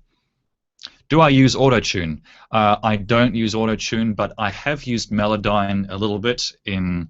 I used it a bit in Kenya chords because the kids singing was a bit. Ugh. I definitely used Melodyne a little bit in My Angel. I think there's another track somewhere that I've used it, but generally I don't tune my vocals. I just adjust the pitch in its entirety a bit so that I can get it in tune with the rest of the track. Where does your Space Bunny logo come from? Oh, that's the worst joke. Oh, I won't say that. Oh, that's grotty. That's grotesque. The Space Bunny. Oh, Nick. People are going to be watching this, mate. No, I won't do that. The Space Bunny logo is... it's... why is he laughing? I actually... it's based off a drawing that one of my lady friends drew while I was at work. And I come back and I think, shit, that's pretty nice. It was just a picture of a white rabbit with these ears with these rainbow things. And then I published that to my blog at the time. And I need to stop myself from telling that joke. And then Tim Armstrong comes along and says, that's a really great logo. Oh, I'm busting to tell it. I really am. And then Tim's this graphic designer, of course, in San Francisco, and he does these awesome logos. And he takes this drawing and he does it up. And if you look closely at the Space Bunny, it's actually Mickey Mouse's nose with the shine on it, and then his eyes with the shines in them, which is very, very clever. Tim's a very clever son of a bitch.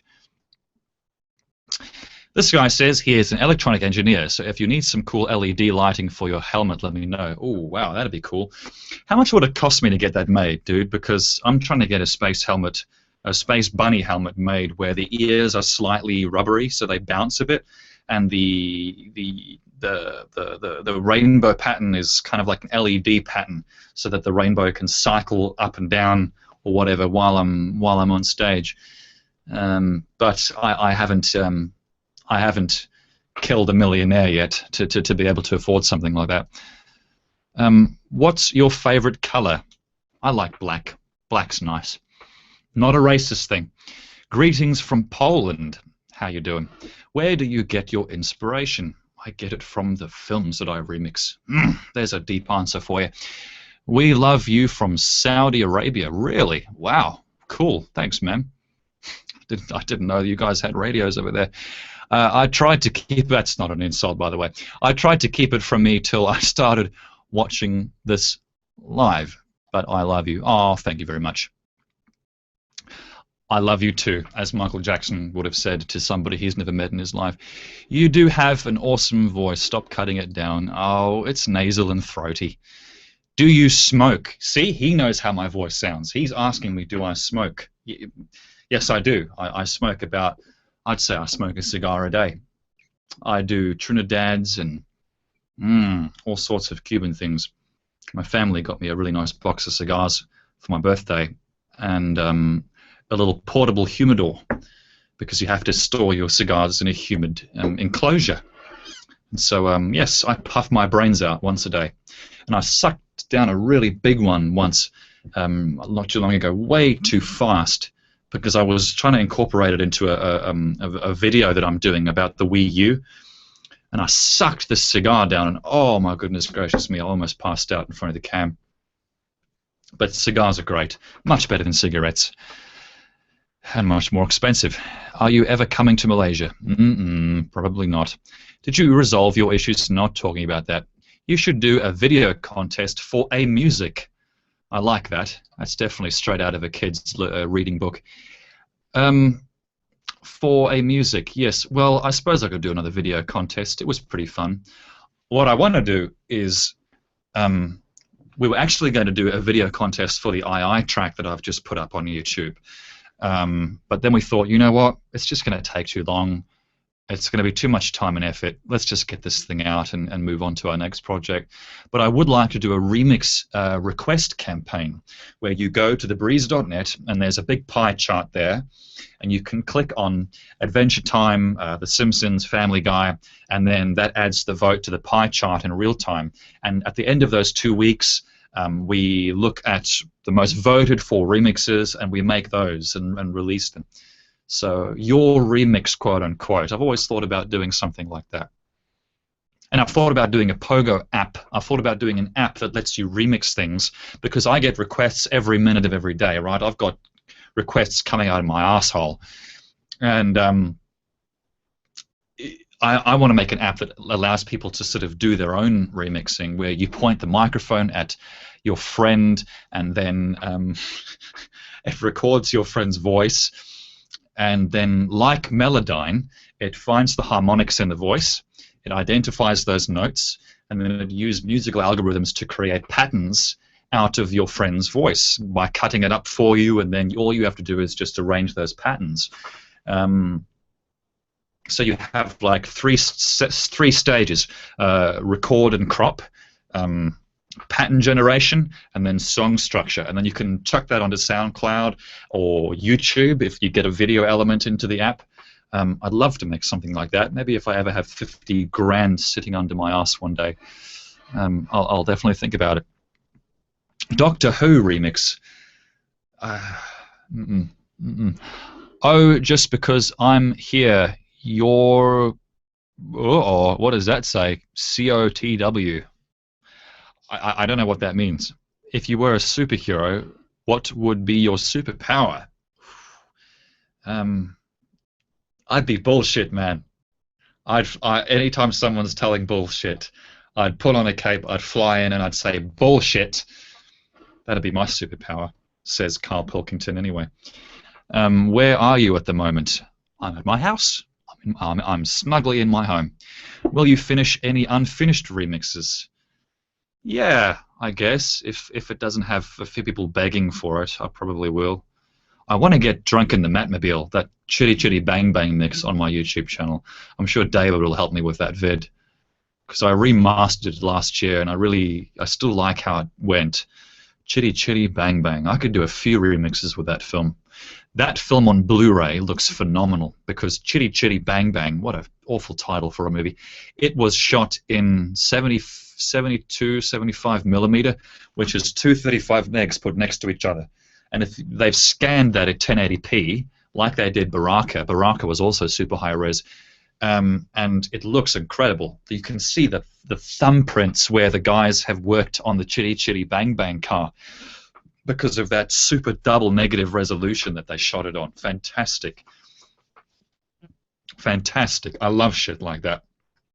Such a tremendous appreciation, because it's a nicely filmed film, nicely filmed movie. They don't shoot him like that anymore, man. They do not make movies like that anymore. Are you a romantic? Well, I don't have an opinion on that. I like to leave that up to the ladies every night.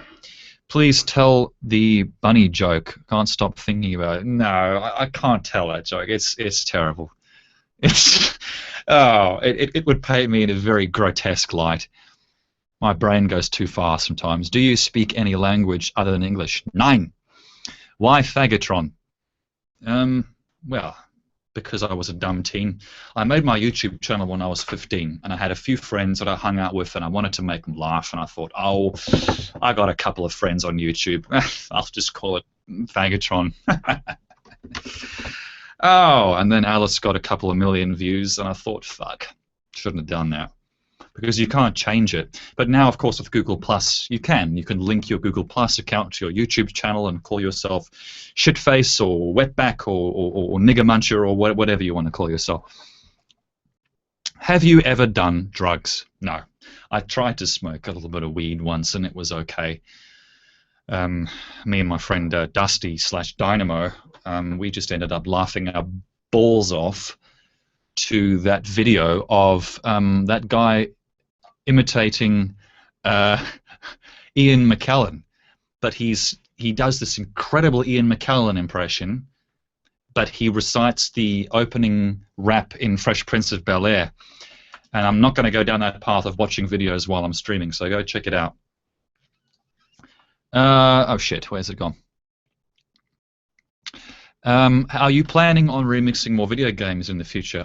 I'd love to do a remix of all my PlayStation 1 games, because PlayStation 1 has a big place in my heart. It has a big part of my childhood, and I have Cooler World, Abe's Odyssey, Twisted Metal, Crash Bandicoot. There's so many games on there that I could just really make into a big mega mix or something. Do you or have you ever smoked weed? A little bit once. Hi from Norway. What does that say? Can I has swag? Oh, come on. It's not even English. Why did you never post a full Spirited Away remix? Oh, I don't know. The thing I did make for it was just too chill. And I guess Spirited Away in the end was just something that I grabbed at too many big straws. I remember at one point I wanted to do a whole orchestral thing for it, and of course that never happened. So I think I just need to get a bit back down to earth with my visions. And, you know, Alice took me 2 days. I think that's what I should do, just make something super simple for Spirited Away. That way I can at least say, I've done it, Spirited Away, remixed, let's go play some more GTA 5. Have you ever seen Red versus Blue? I have seen it. Would I ever remix it? Absolutely not. It was okay. It was kind of funny. Jules Kenedvich. Jules Kenedvich. Is that... Yeah, I know who he is. Would you ever consider remixing Amelie? No, that is such an artsy, fartsy, wannabe film. I would probably remix Amour before I remixed Amelie. Any chance of ever getting an extended version of Wizard of Mer, one of my favorites from you? Yeah, some advertising agency totally taxed that track. They put it on their TV advert and everything without even contacting me. Naughty fucks. I've got to chase them down and show them who's who. Would I do another Wizard of Mer video?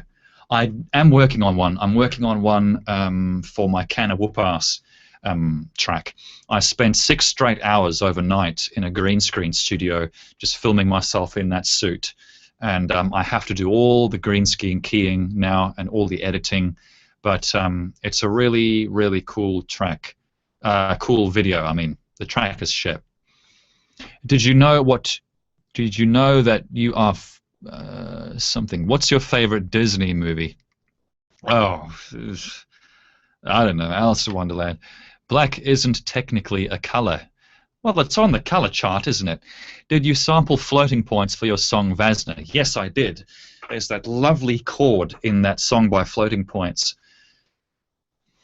called Truly, and it's such a great track. That track takes me out into space and takes me up onto the moon. That track is just beautiful. And I don't know where he sampled that chord from, but you can hear it's on a vinyl because of the crackling. And that was a big source of inspiration for me when I had to make the Vasna track. Do you go to gym? Absolutely not. Do I look like I go to the gym?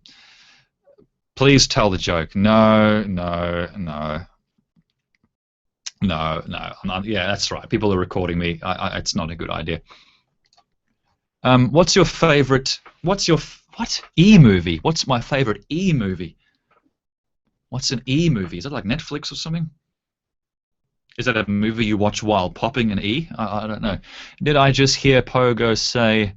No, I didn't say it. Any other Miyazaki movies you might like to remix? Probably not. If I ever decide to really shake hands with the hipster in me, I might remix another anime. Why do I have to suck off to get my question answered here? Hey man, there's 60 freaking comments being posted every minute. So I'm sorry if I miss a few, but I am trying to go through. If you had a time machine, where would your first stop be? Man, if I had a time machine, I'd go back to the Big Bang. I'd go straight to the heart of the matter. I'd go back to the beginning of time. That's where I would go. I had a dream about that once, and it scared the shit out of me. I had a dream. I jumped into a time vessel. I went all the way back in time. I saw space collapsing around me as I was going backwards in time. And then everything went white for half a second at the very Big Bang moment. And then before the Big Bang, I saw a big face doing something on a desk or something like that.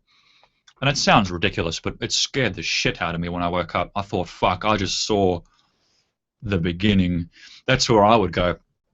I wouldn't go back to the West. I guess I'd go back to the Jesus Christ days. But the thing is a time machine also a space machine?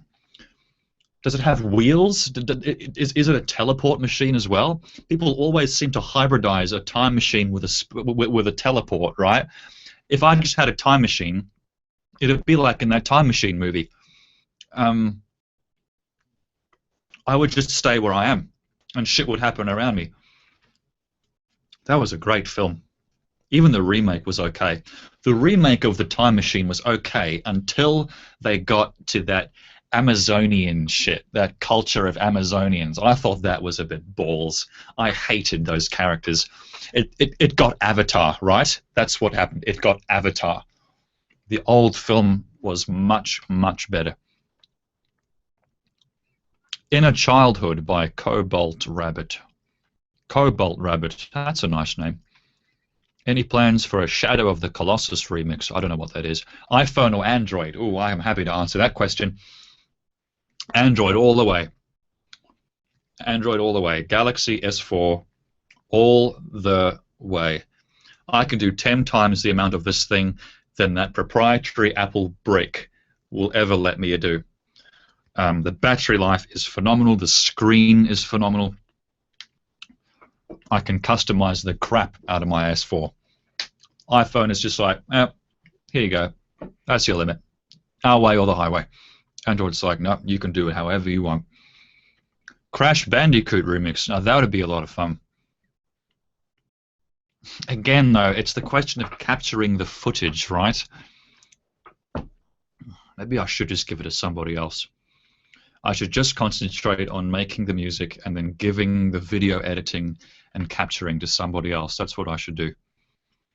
Spyro, someone says somebody else. Yeah, exactly. Exactly. See, 66 new comments. Do you like... Oh, I'm not saying that. Sorry if you already answered this, but are you going to do a My Little Pony Friendship is Magic remix? No. I'd make a remix of me throwing it out the window. Or, mm, yeah, I won't say that either. Sorry if you already answered this. Ah, I've just read that. Um, that's one awesome dream. Yeah, I had crazy dreams when I was younger, and then the weight of the world killed my imagination. Will you do a Lion King remix? No, no, I won't. It's a bit fruity. I hate all that old Disney musical shit. Look, Alice in Wonderland was nice because they did it in a way that made sense. In Lion King and in Aladdin, it's like a little bit of story, big musical song for the sake of it. Little bit of story, big musical song for the sake of it. In the old Disney movies, they integrated everything so amazingly well. Um, Pinocchio, Alice in Wonderland, even Dumbo. Yeah, oh man, Dumbo, what a sad film. I've got that Stork remix that I need to finish somehow. It's very simple though. It's more simple than Alice in some ways. I should just release it and see what happens. Stop being homophobic. I'm not homophobic at all. I just use words like that because they are expressive and they're funny to me. Um, I'm not homophobic in the slightest. What about Tarantino mix? I would like to do. Well, I did Lead Breakfast, but I guess a Django Unchained mix or a Kill Bill mix would go down pretty well. I want to animate Pogo's big face bang dream. No, no. I wrote something for the Prop My Sky track that I want to get made. Have you ever met any celebrity? Only Mystery Guitar Man and John Lasseter, who directed A Bug's Life and Toy Story. I shook hands with him. He was a great guy. He's a great guy. He has the attention span of a flea. But that's why he's so good at what he does, because when he gets dedicated to something, he blocks out everything else, right? John Lasseter at Pixar. Lost remix. Everybody wants me to remix Lost. I haven't even seen it. Are you religious? No. I was religious when I was up to about 13 years of age. And then I started to question things a little bit more. What's my favorite Pokemon? I like Cyndaquil. Cyndaquil's pretty cool. And I like Sandshrew. I've always liked Sandshrew. And oh, geez. Geodude? Yeah, Geodude is pretty cool. Could you tell us why you think anime is hipster? I'm gonna shoot myself in the foot here. Oh, I don't know. I guess anime is not hipster in itself. The way that people bring it into Western society, I suppose, is hipster. And translate it in English and say, I was into this before it got popular. I like underground shit. You know, I'm too intellectual for society to dress up in the way society tells me. I'm too smart for that. I guess I think animes are certainly a big part of the hipster community, quote unquote. But I guess I shouldn't say anime itself is hipster. But let's be honest, it's big in the hipster community. Do you think you can make holy water by boiling the hell out of it? Do I think I can make water holy by boiling the hell out of it?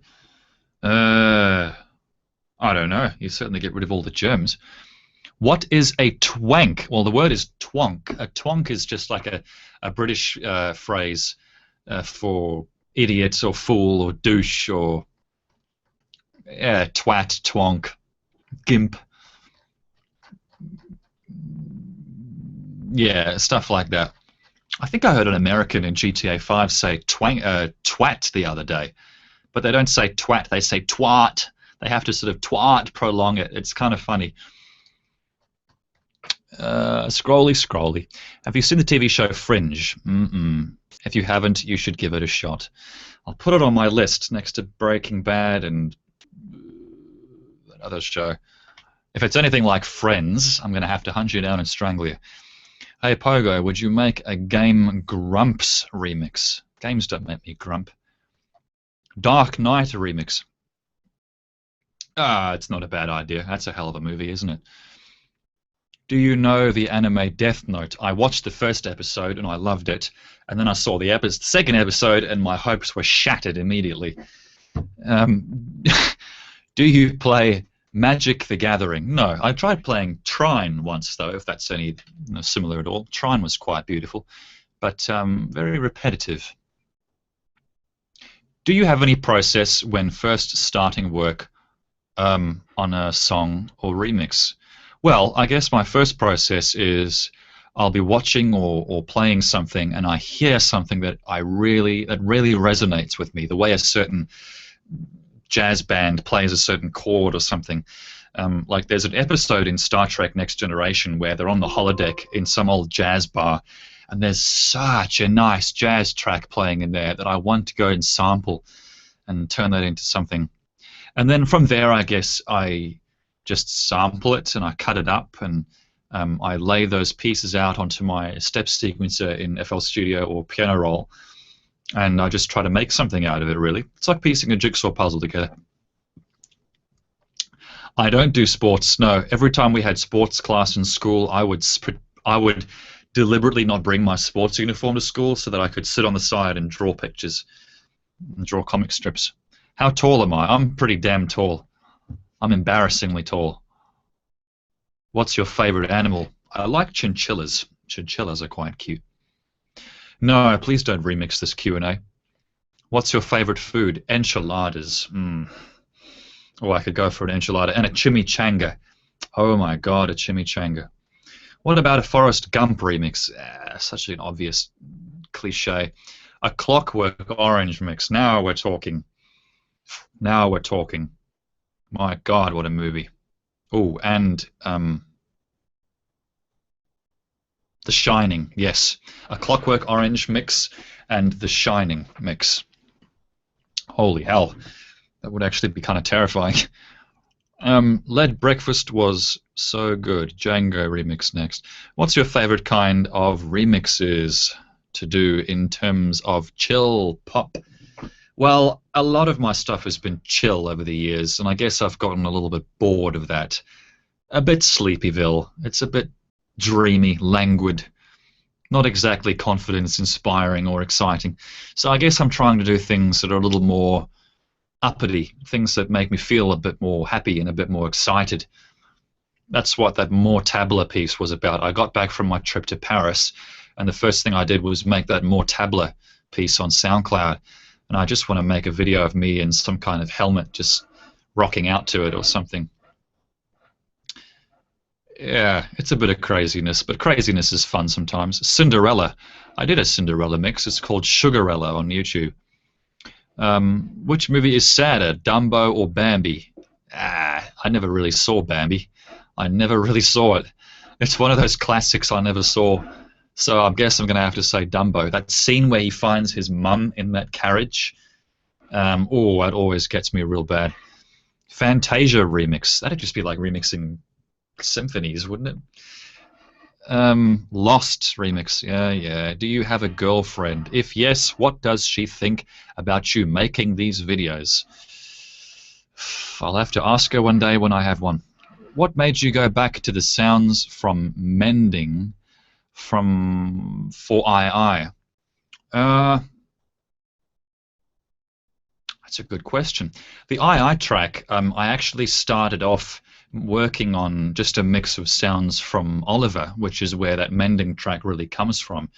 And then when I was about a quarter of the way through the track, which is like that first bit you hear in the video, we finished recording with Clarice in the Philippines, who's this huge singer at the moment on that show, The Voice. And so I guess that's where it came from, really. It's just that's how it started off, and then that's how it ended up. It's just how it flowed, really. No decisions. You can't really make music by thinking it and strategizing. You know, you can't really do that. Pinocchio remix. I've done a Pinocchio remix. It's called Pinocchionic, and it's on the Extra Pogo YouTube channel. but it doesn't have a video. Oof, that'd be a seizure. Do you play any sports? Absolutely not. I'm very. Ugh, I used to enjoy polo hockey when I was a kid, which is basically just hockey but with a big foam bat and a foam ball, which you could beat the shit out of. That was great. That was great. Splurging shit has style? Question mark. Do Kill Bill mix, please. Okay, I'll start working on it right now. If you reincarnate as an animal, which animal would you be? Hmm. Sorry, I'm just kind of having a bowel movement. Um, I would probably choose to be a something that doesn't get slaughtered by some guy camping out in a caravan pretending he's hunting. Um, and I wouldn't choose a subservient pet. I guess I'd come back as some kind of cat. I don't know, a domesticated cat, because I know I'm going to live for a long time. Are you a fan of Stephen King's Dark Tower books? No, but I am a fan of Dark Place by Garth Marenghi, the series. That was a riot. What your favorite color is? Oh, how does that define me in any way? I don't know. This color's quite nice, dark blue. What is your favorite book or book series? You know, I really liked The Seventh Scroll by Wilbur Smith. I had to read that when I was in jail. It's a freaking novel the size of my head. But I got through it, and it was great. The Seventh Scroll. If you've seen that movie, The Mummy by Steve Sommers, and then The Mummy Returns, and then you read The Seventh Scroll, it's almost scary how similar it is. It makes me wonder if Steve Sommers didn't read The Seventh Scroll first before he did The Mummy. Very, very samey. Almost identical characters. Any chance to see or hear the track you made for McDonald's? I've been trying to get the McDonald's remix onto YouTube. The agency just keeps saying no because the contract that they signed with the client means they have exclusive rights and they don't want to publish it. So for me to upload the McDonald's remix would get me into a bit of trouble, which is really annoying because I'm really freaking happy with it. It's a remix that I really want to share with you guys. It really is. And I'm so sorry I can't. Maybe I'll find a way around it sometime. Do you enjoy musicals? What, like movies? I like the Oliver film, and I like the King and I film, the classic. As a film, I don't think it's much of a muchness, but for what it is, it's pretty amazing. Did you think about a less end story? I haven't heard of what that is. Are you a fan of... I've read that already. Someone says something about Lilo and Stitch. Lilo and Stitch. Nah. I kind of put Lilo and Stitch on the same shelf as My Little Pony. I just don't really feel it in that way. Have you been to Indiana? Mm-mm. Did you watch One Piece? Mm-mm. Are you a big Kubrick fan? Oh, yes. Clockwork Orange freaked me out. And The Shining. Whew, what a hell of a film that is. Amazing. Full Metal Jacket mixed. I don't think I've seen that or played it if it's a game. Will you do more of these in the future? Oh, I don't know. I just feel like this is boring a lot of people. Perhaps a remix of a scary film. A scary film. Well, that would be The Shining, I guess. I think there's. I'm putting quite a few thumbs up on that at the moment. Have you heard of Tom Thune? Would you do some jamming with him? I don't know. I haven't seen the guy.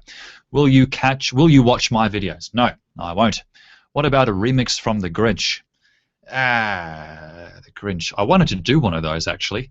A couple of Christmases ago, I wanted to do a remix of the Jim Carrey Grinch film.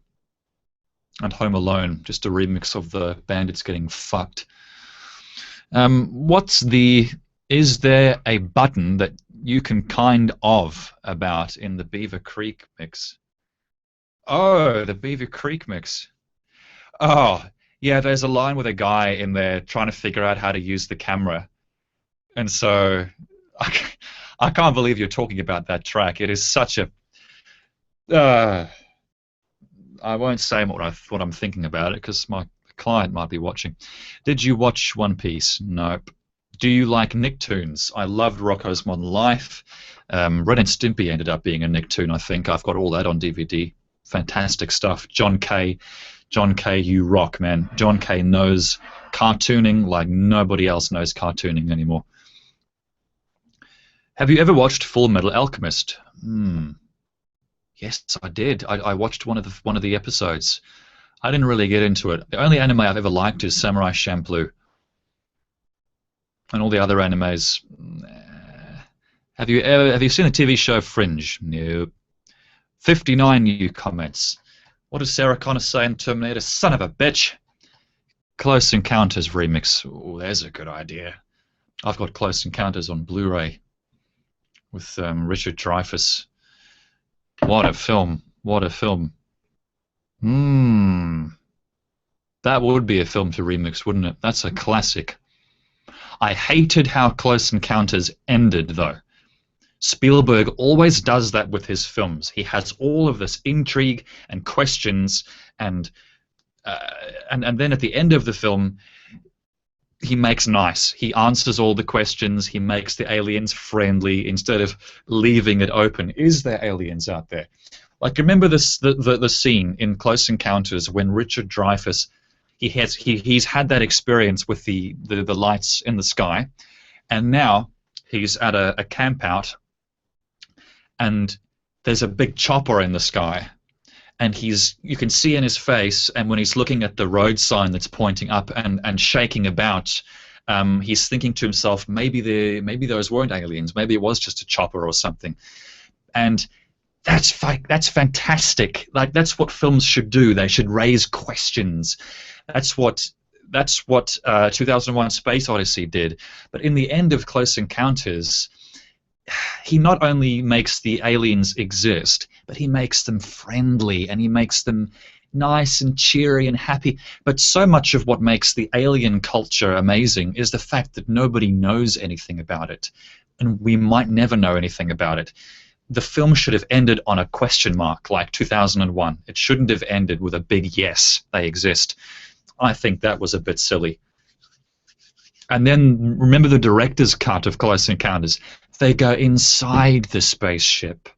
Why do you want to do that? Why? We don't know if aliens exist, and that's part of what makes it amazing. Yeah, that's what Hollywood does. Anyway, what am I talking about? Which of your remixes are your favorites? I love Austin 1911, and I'm happy with how What I Likes came out. It's usually one of my more recent ones, I suppose. Remix The Green Mile. Oh, God. I just think of that scene where the dude's getting electrocuted for half an hour. Jail, why, please, babe? I don't know. Why would you want to go to jail? I'm asking that question too. Did you make the music for the Indian Pacific ad? Yes, I did. I shot and composed the Gun ad and the Indian Pacific ad for Great Southern Rails. Magica. I've heard that somewhere before. When will we see you in Scandinavia? Man, I got a lot of people from Scandinavia tonight. What the hell is going on? Do you like Don Bluth movies? You'll have to name one for me. A Pippi Longstockings remix. Oh, God. No. Is there a film you love but are afraid to touch? Afraid in what way? Afraid in what way? Are you still planning to gather a team of artists and make some animation? Yes, we're working on it at the moment. That's what thebreeze.net is all about. We've got Jish on board, we've got Elizabeth Newfor on board as our line producer, and we're getting very stuck into animation at the moment. We're teaming up with a very, very popular animator on YouTube to get some videos made, and then we're going to be pitching those as a series for the Space Bunny or Pogo as a character or whatever, because remixing Disney has been a lot of fun, but I think if we could produce animation ourselves that looks like that, yeah, which is going to cost a lot of money, I think we'd be sitting on an independent product. Read this. Disifungsna bim nufuavas. I'm going to name my firstborn son that and see how he likes it. Have you ever played Parappa the Rapper? If so, how angry did it make you? It made me very angry because the freaking controls don't synchronize with the freaking music, and because it's a rhythm game, it's completely unplayable. You can't play it at all. You press the button and he doesn't say the rap until like a second later. So how am I supposed to synchronize it with the song and get points? I can't. It's fucked. The game is fucked. But the music is very nice and the animation is great, and it has a very proud place on my list, on my collection of PlayStation games, because it was a classic. Oh, 69 comments. You see, why does it reset on 69? Why that number, you know? We all know what we're thinking when we read that number. Justin Bieber and that kid from Malcolm in the Middle. What are your inspirations to do YouTube? What are your inspirations to do YouTube? Crikey. Well, I think I know what that means. I don't know. I've always ever just put my stuff on YouTube to share it with people. I guess I have a certain pride about what I make, and I like to share that with friends and family. And YouTube just gives me a really big way to do that. But I don't know. It's a bit of an ego trip too. I think posting things to YouTube and tweeting about I'm having a shit on the toilet, you know, that sort of thing on Twitter.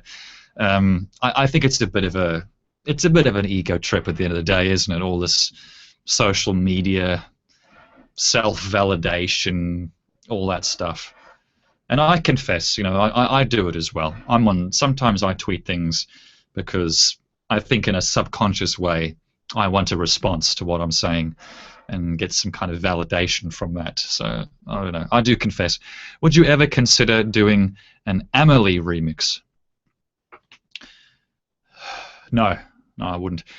Final Fantasy.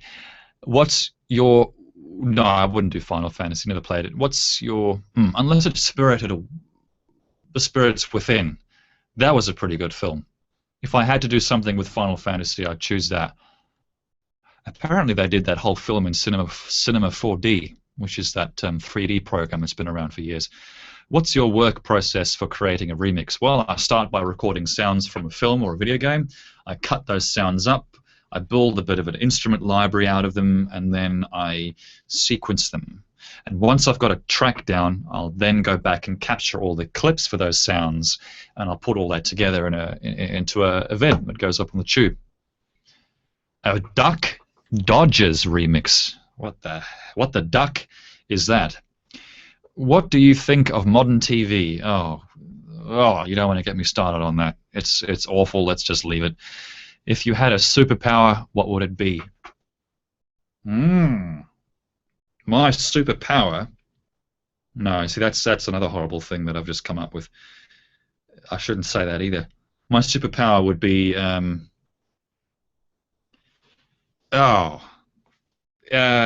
I don't know, to fly. I've always wanted to fly.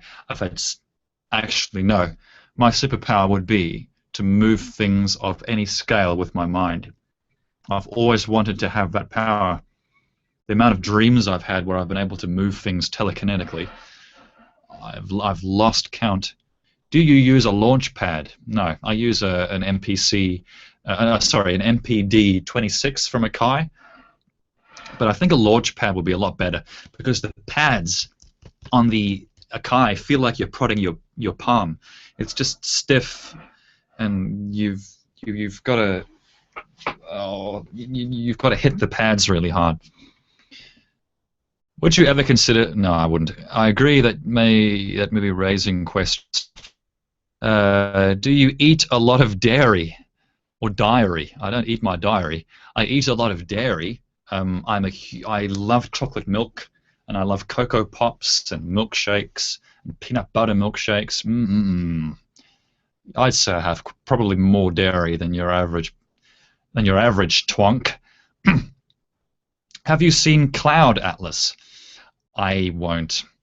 What hardware do you use other than your recording stuff, as in any musical hardware? Nothing really.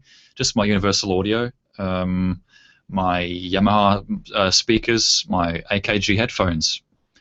Apart from the obvious, my DAS keyboard and my Logitech G400S mouse. What do you think of GTA? I'll just do that. Fractal Lad. I don't know what that is.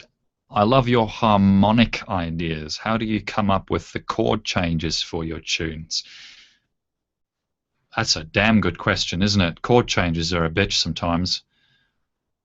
How do you come up with the chord changes? It's just a case of putting sounds down and experimenting. I think I've only ever come up with music that I publish by just playing with sounds and not letting myself get inhibited by anything, like putting two sounds together just for the hell of it that I would never think to put together. And that kind of helps me to stretch my music production glands, if you will. Yes, so it's just a case of experimenting. I saw Cowboy Bebop once. I just couldn't get into it. Samurai Champloo remix. Okay, I'll get onto it tonight. Do you like classical music? Yeah, I like it when I need to think about shit. Your cheekbones are fabulous. How many... Uh-oh, this looks dirty. Oh. That's a terrible question. Well, in my experience, it doesn't take many licks at all. At least not for me, at least not for a man of my skill. What do you think about Nujabes? I love his work, even though it's incredibly loopy. It's still very, very nice. If you want to talk about musical resonance away from musical sophistication, I think Nujabes' stuff is absolutely beautiful. What other shit have we got here? Can you tell me what you think about Daft Punk's 5-5-5-5 mix? I don't follow Daft Punk. I'm not into the disco shit. How do you create a dream-like feel on your songs? Well, I use a VST that's called Dreamlike filter. Why don't you love me? I don't know. We don't connect in that way. Have you ever seen We're Back? Oh, I loved that film when I was a kid. I loved that film. What a beautiful little movie. Such a great soundtrack as well. We're Back with John Goodman. It's so funny to see him as a dinosaur and then see him in The Big Lebowski cussing every 5 seconds. Someone should take his voice from The Big Lebowski and put it over his character in We're Back and just see what happens. Professor Layton remix. Are you still a Perthian? I'm very regretful to say I am. Sorry. How long does it take to make a remix? About 3 to 4 weeks. Requiem for a Dream remix. Oh, God, I'll never sleep again. The Rescuers remix. Never liked that film. Do I smoke weed? I don't. I do smoke cigars. But when I smoke cigars, I'm thinking I kind of need weed. What's your drink of choice? I love the grasshopper cocktail, but if you're talking about a drink, there's this one drink called Fat Yak, or as the Japanese say, Fatu Yaku. Fat Yak's quite nice. I like a pale ale. Cooper's Pale Ale is quite good. Songs of the South. Songs of the South. That was the name of a radio show in New Zealand when I was a kid. Would you do a Minecraft remix? No, I wouldn't, because there's really nothing to work with. Who are you? Asks Philip Pagic. Well, I'm a cunt on a webcam pretending he's important. Boxers or briefs? Well, there's an interesting question. You know, I'm definitely... why am I talking about this on the fucking internet? Oh, come on. You don't talk about that. I've probably got clients watching this, man. What are the news? What is the news about Kippo? Oh, says Val. Hi, Val. Um, Kippo is this little starfish character who wants to become a shooting star, and I came up with that when I was a kid, and I made a whole bunch of music for it as if it could be a video game or a TV show. Um, I really want to turn Kippo into a series. I want to turn that into a web series or a TV series or something. I just really like the idea of a starfish seeing this shooting star one night and making it his mission to become a shooting star. Because it's philosophical. That's why. Have you ever listened to Louis Clark's? No, I don't know what that is. Will you do a Doctor Who remix? No. Will you listen to my music? No. Are you a fan of Bonobo? Yes, I do like Bonobo songs. He has this really nice track that I heard on the radio once. It went like, you get that? Would you do a fantastic Mr. Fox remix? That was a Wes Anderson film, wasn't it? He was okay. Yeah, I wouldn't remix it, though. Would you ever do a GoldenEye 64 remix? No, I wouldn't. I don't know how you control that game. I really don't. This hand controls like left and right, but this hand controls up and down. Oh, come on. That's ridiculous. You need to do like a few weeks of homework just to learn how to play GoldenEye on 64. Why is my head so itchy? I guess it's a bit of a social twitch, really. Clap on the Daft Punk comment. I'm sure he's had clap at some point. I don't know. We've all been there. Do you like cows? Well, you know, I've been in relationships with them enough to know that I don't like cows. Do you smoke weed? No. These questions, I think we're reaching that point of repetition now when maybe it's time to sort of call the quits. What do you think of remixing on GarageBand? Jesus Christ, I don't even want to think about that. That's like trying to suck pizza through a straw. I can't imagine it. I saw Homestar Runatron on YouTube sent me a screenshot of his remix project in GarageBand once, and it looked like death. It looked like absolute death. It looked so terrible. He must be. No wonder it takes him 6 months to work on to get a remix done. Because a GarageBand, you don't make music with GarageBand. No, you don't. You use maybe Logic, or you use Ableton Live, but GarageBand, come on. I will say though, GarageBand on iPad is amazingly powerful and amazingly fun for a tablet app. I will give Apple props for that. Dubstep, says somebody. Okay.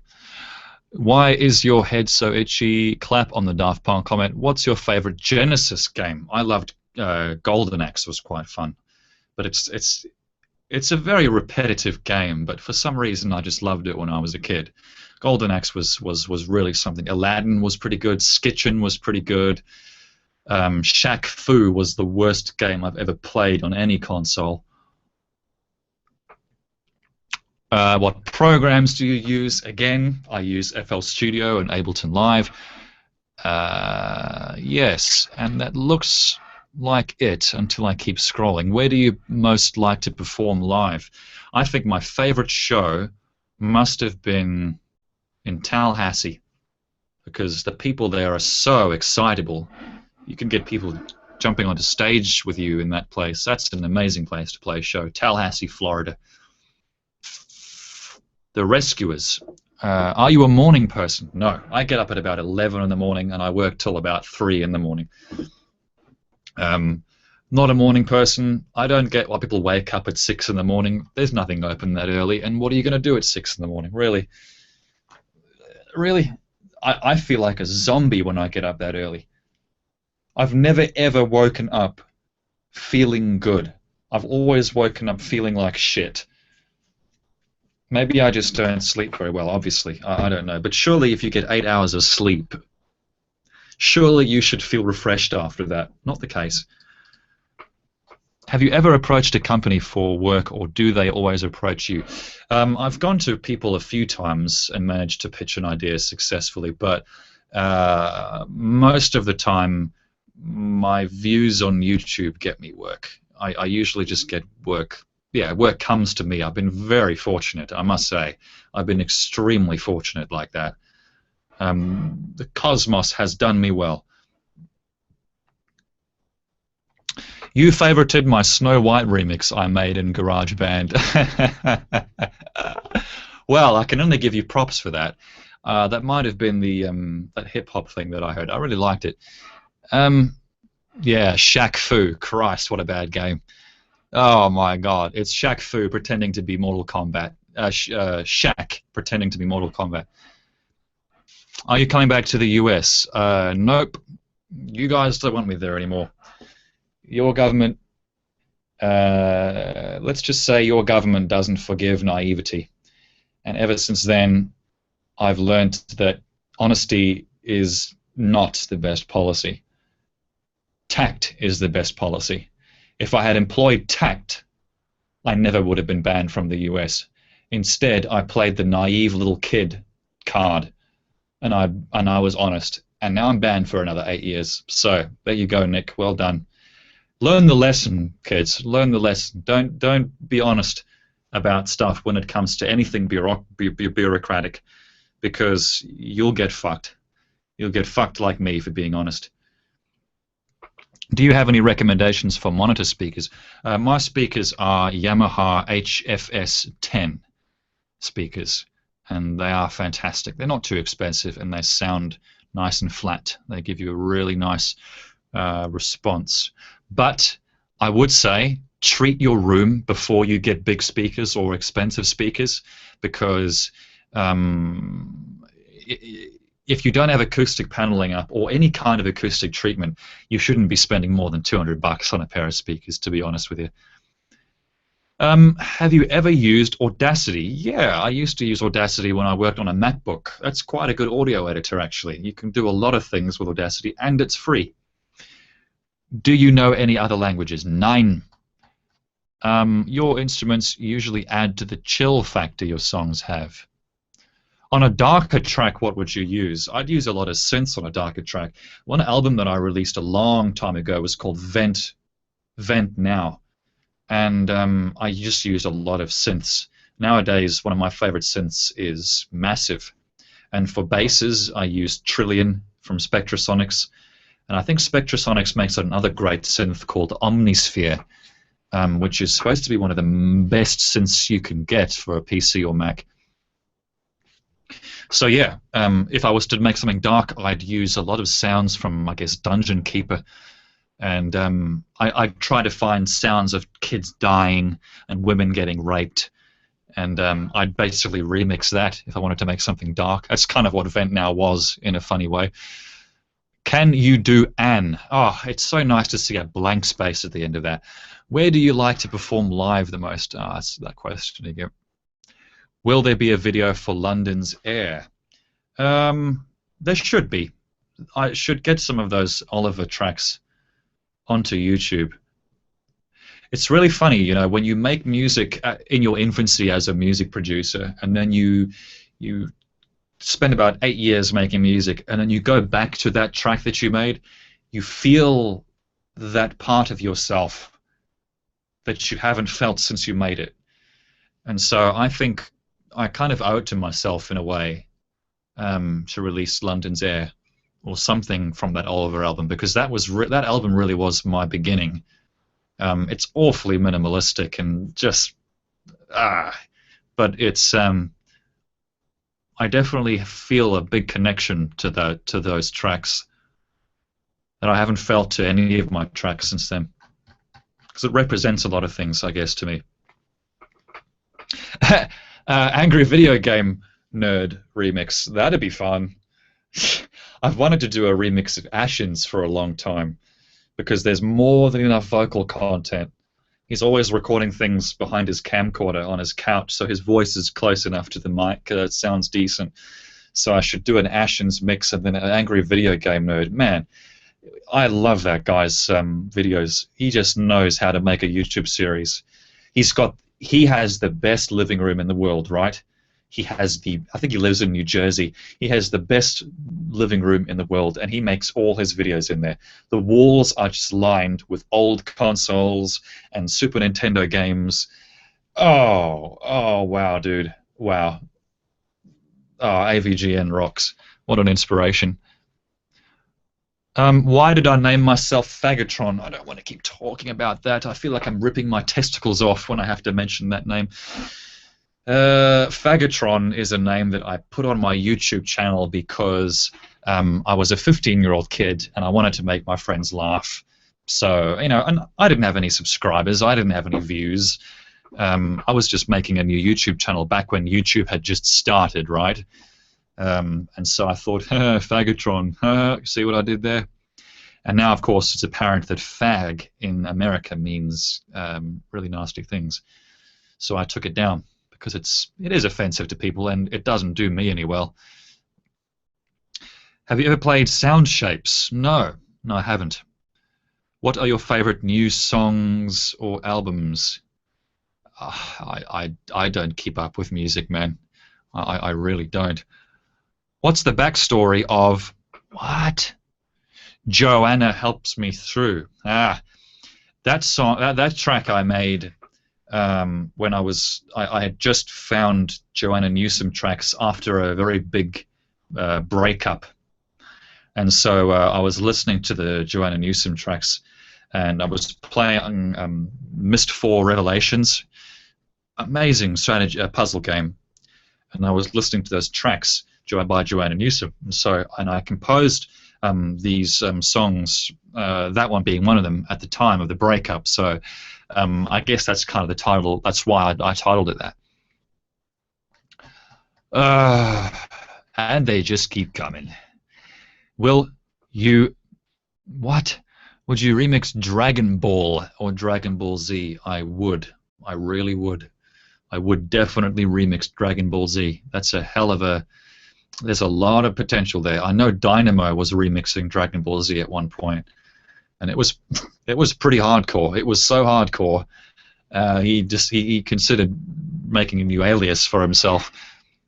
When am I going to come to Canada? I won't. I don't think I will. But a friend here in Perth has suggested Vancouver's a nice place to go. Have you heard of Boards of Canada? Yeah. Are those the guys that did that? That Postal something.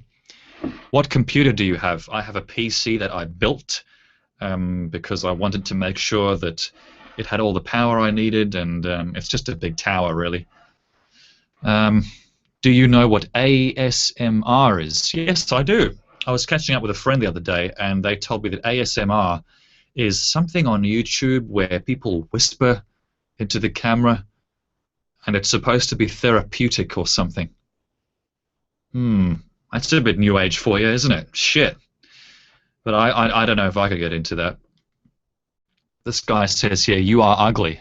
Well, tell me something I don't know. Would you be interested in coming to the Netherlands? No, I would not.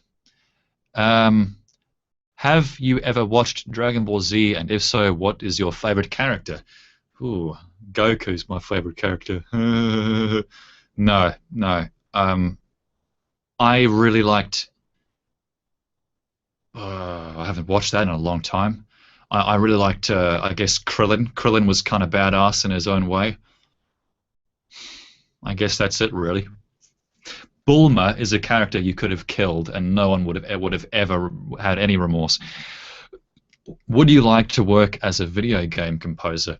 Yeah, in fact, I might be doing a soundtrack for a game coming up soon, a little a mobile app game. They need about 8 minutes of content, and it would be fun.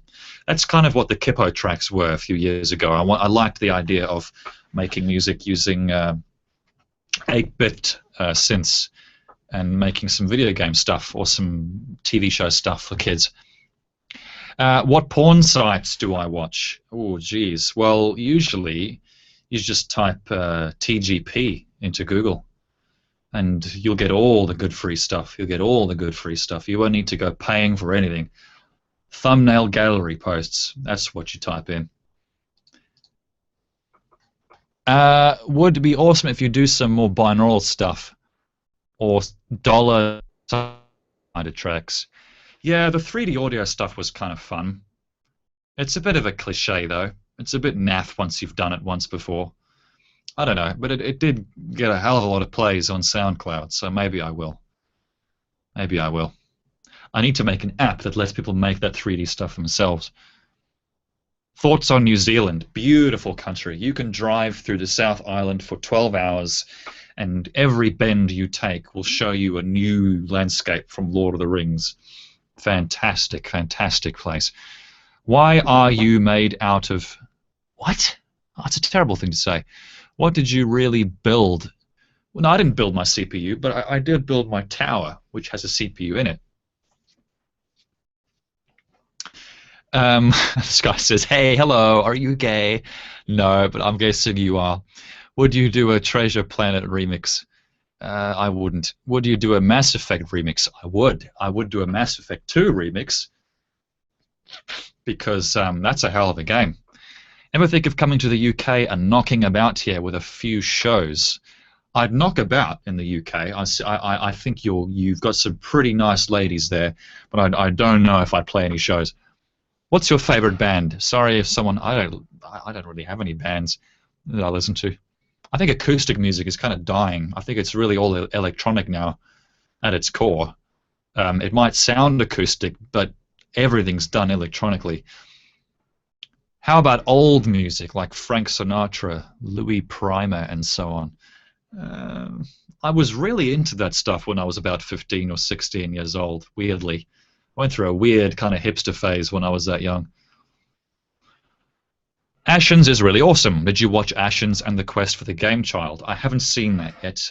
It's definitely on my to-do list. He's got Warwick Davis in there. Man, that guy's really shaping and moving. What kind of indie rock do you like? I would say none. Would you do a remix of Clannad? Clannad.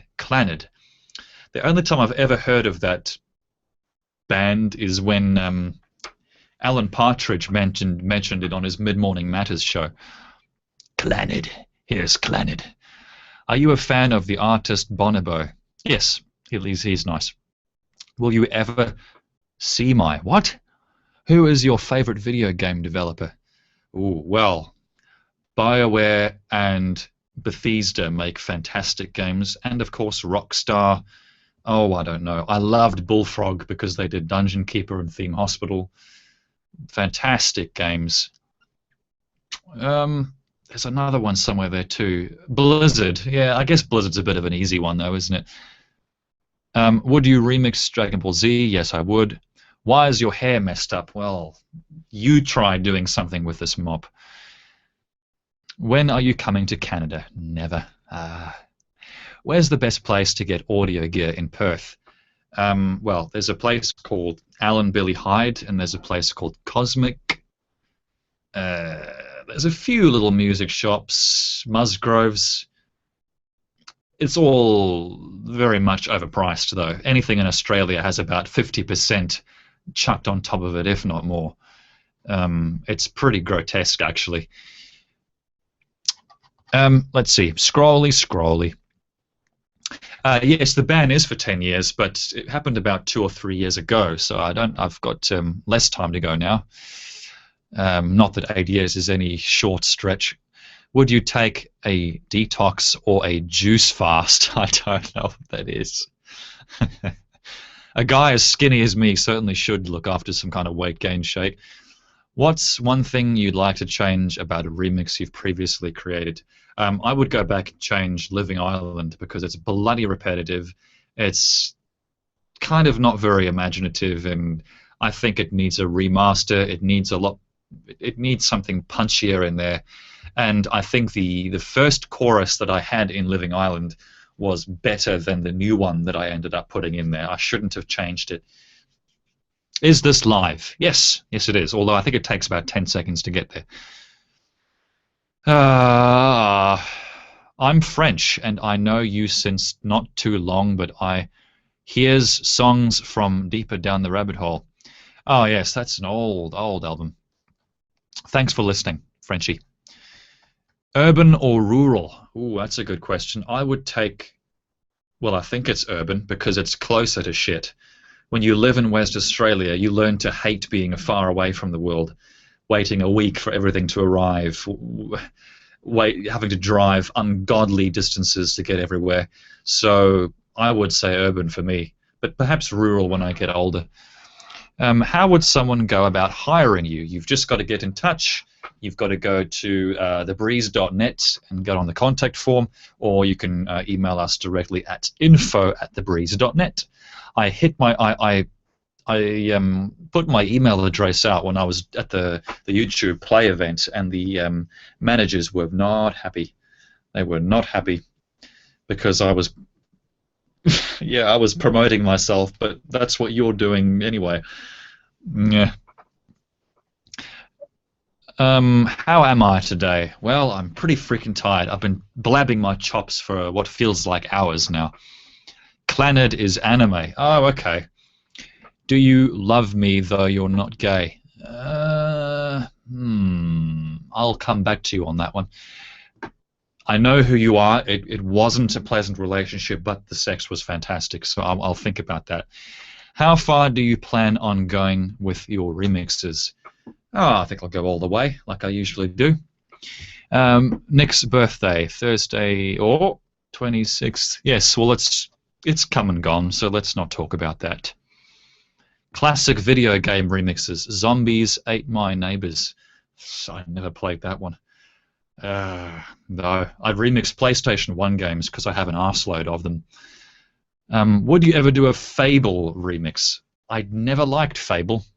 I never really liked anything Lionhead Studios did except for Black and White. Black and White was a fantastic strategy game because it was directed by Peter Molyneux, who of course did Dungeon Keeper when he was working at Blizzard. What do you think of Electro Swing? I think Electro Swing is really not its own genre. I think it's just somebody taking swing and remixing it with a house beat, but that still makes it house music. I think it's like dubstep. The wub wub bass has been around since the invention of drum and bass and jungle. Electro swing, I guess it's nothing new. I do. I think it's pretty funky. I think it's a family funk. It's a family funk. You can take the kids to it. It's better than Gaga. I'll give you that. Unless she starts doing it. Oh God. Do you listen to your own music? Yes, I do. I listen to my own music when I have a track in the pipeline because well, I like it. I don't think you can make music and not like it. And if you do like it, why wouldn't you listen to it? Are you going to do another song with John Shan's vocals? That was purely amazing talent. Yeah, John Shan has amazing talent. The My Angel track turned out so well. Okay, here's the problem with My Angel, though. We put him so much on the spot, and we tried to make it a big video, you know, like me and my business partner and the guys on the team. We tried to make it this really amazing vid, and I think it ended up just being really staged and really kind of wannabe. When truthfully, I think John Shane has so much talent that there is something to be done with him. I'd love to go and do something with him similar to the garden video that I did with my mother. Do something that's actually based around him as a person and incorporate his talent into that. Because the dance track is nice, but it's not really unique. I wouldn't say I invested much of myself into My Angel. I think it's it's a bit more mainstream, for lack of a better phrase. You can't say mainstream without sounding like you wear thick glasses these days, can you? What's your favorite movie and cartoon? Well, I'd have to say The Simpsons then, because they did a movie and a series. Do you like Pokemon or Pac-Mans?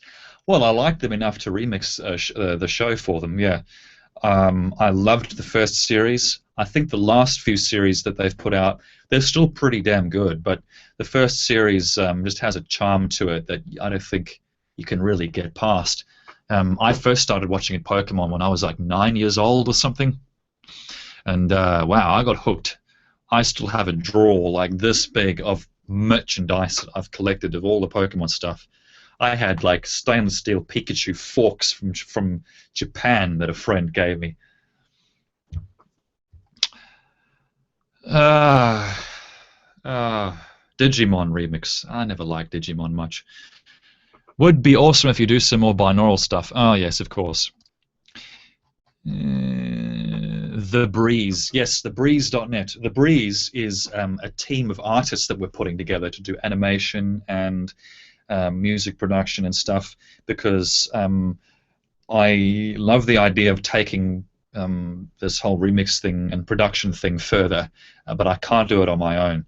So at the moment we've got Jish on board, and we've got Elizabeth Nufer on board as our line producer, and we've just finished up with Pokemon. We're finishing up making a mix for a very big appliance company, which I know sounds a bit strange, but Josh has done phenomenal work on it, and we can't wait to get it onto the Breeze website and onto the YouTube channel soon. Could you do an Invader Zim remix? Oh, I never got into Invader Zim. I always found the humor to be just a bit too random equals funny. What do you think of using Super Nintendo sound fonts in music or other chiptune stuff? A sound font is just a sample pack, isn't it? Yeah, I don't know. I'd love to use a Super Nintendo sample library. If somebody could make a VST, I would love a VST instrument that is designed to replicate the instrument library of a Super Nintendo, or a Sega Genesis, or Sega, as you say it in the States, like it has an apostrophe over it. Are there any movies that you really enjoyed that came out in the last 3 years? I like that French film Amour. That was very, very, very good storytelling. I'm too tired to think of anything else. Who was your favorite Dungeon Keeper creature? The Bile Demon was very cool. I loved the Dark Mistress just because she was so bitchy. The Demon Spawn was okay. The Imps, you can't go wrong with the Imps. Other Dungeon Keeper characters. Oh my goodness. Oh, the Dragon was pretty badass. Possessing a dragon and being able to go first person as that creature, that was pretty awesome. And of course, who could forget taking ownership of the Lord of the Land, the prime villain in the game, adding him to your army of underground minions. That was awesome. What do you think about... are you still outside of the US? Yes, yes I am. Legend of Zelda remix. I'm working on an Ocarina of Time remix with Jish, but we've got a few commercial gigs that we have to finish up first before we have that kind of time, because remixing Ocarina of Time is going to require a lot of ingenuity on the video editing front, capturing footage from the game using an emulator in high def, and then editing that and setting up camera angles and finding a hard drive that's big enough to store all that content. Oh boy, that's just a nightmare waiting to happen. Who's your favorite comedian? Paul Mooney. Paul Mooney is my favorite comedian. An Ice Age remix. I never really got into Ice Age. I thought the first one was quite cute. Anyway, folks, I have puffed my brains out. I'm going to close this comment section, and I'm going to delete my tweet, because otherwise people are going to think I'm still streaming. Yeah, it is 1:45 in the morning. I've been talking now for, I think, 2 hours or something like that. Thanks very much for tuning in, folks. I really, really appreciate all the support and the feedback that I get. I hope you like the II track that we've just finished up with Clarice de Guzman in the Philippines. I'm super happy with it, and big thanks to Josh for making the video. Yeah, thanks for tuning in, folks. I'll see you guys next time. Ta-ra.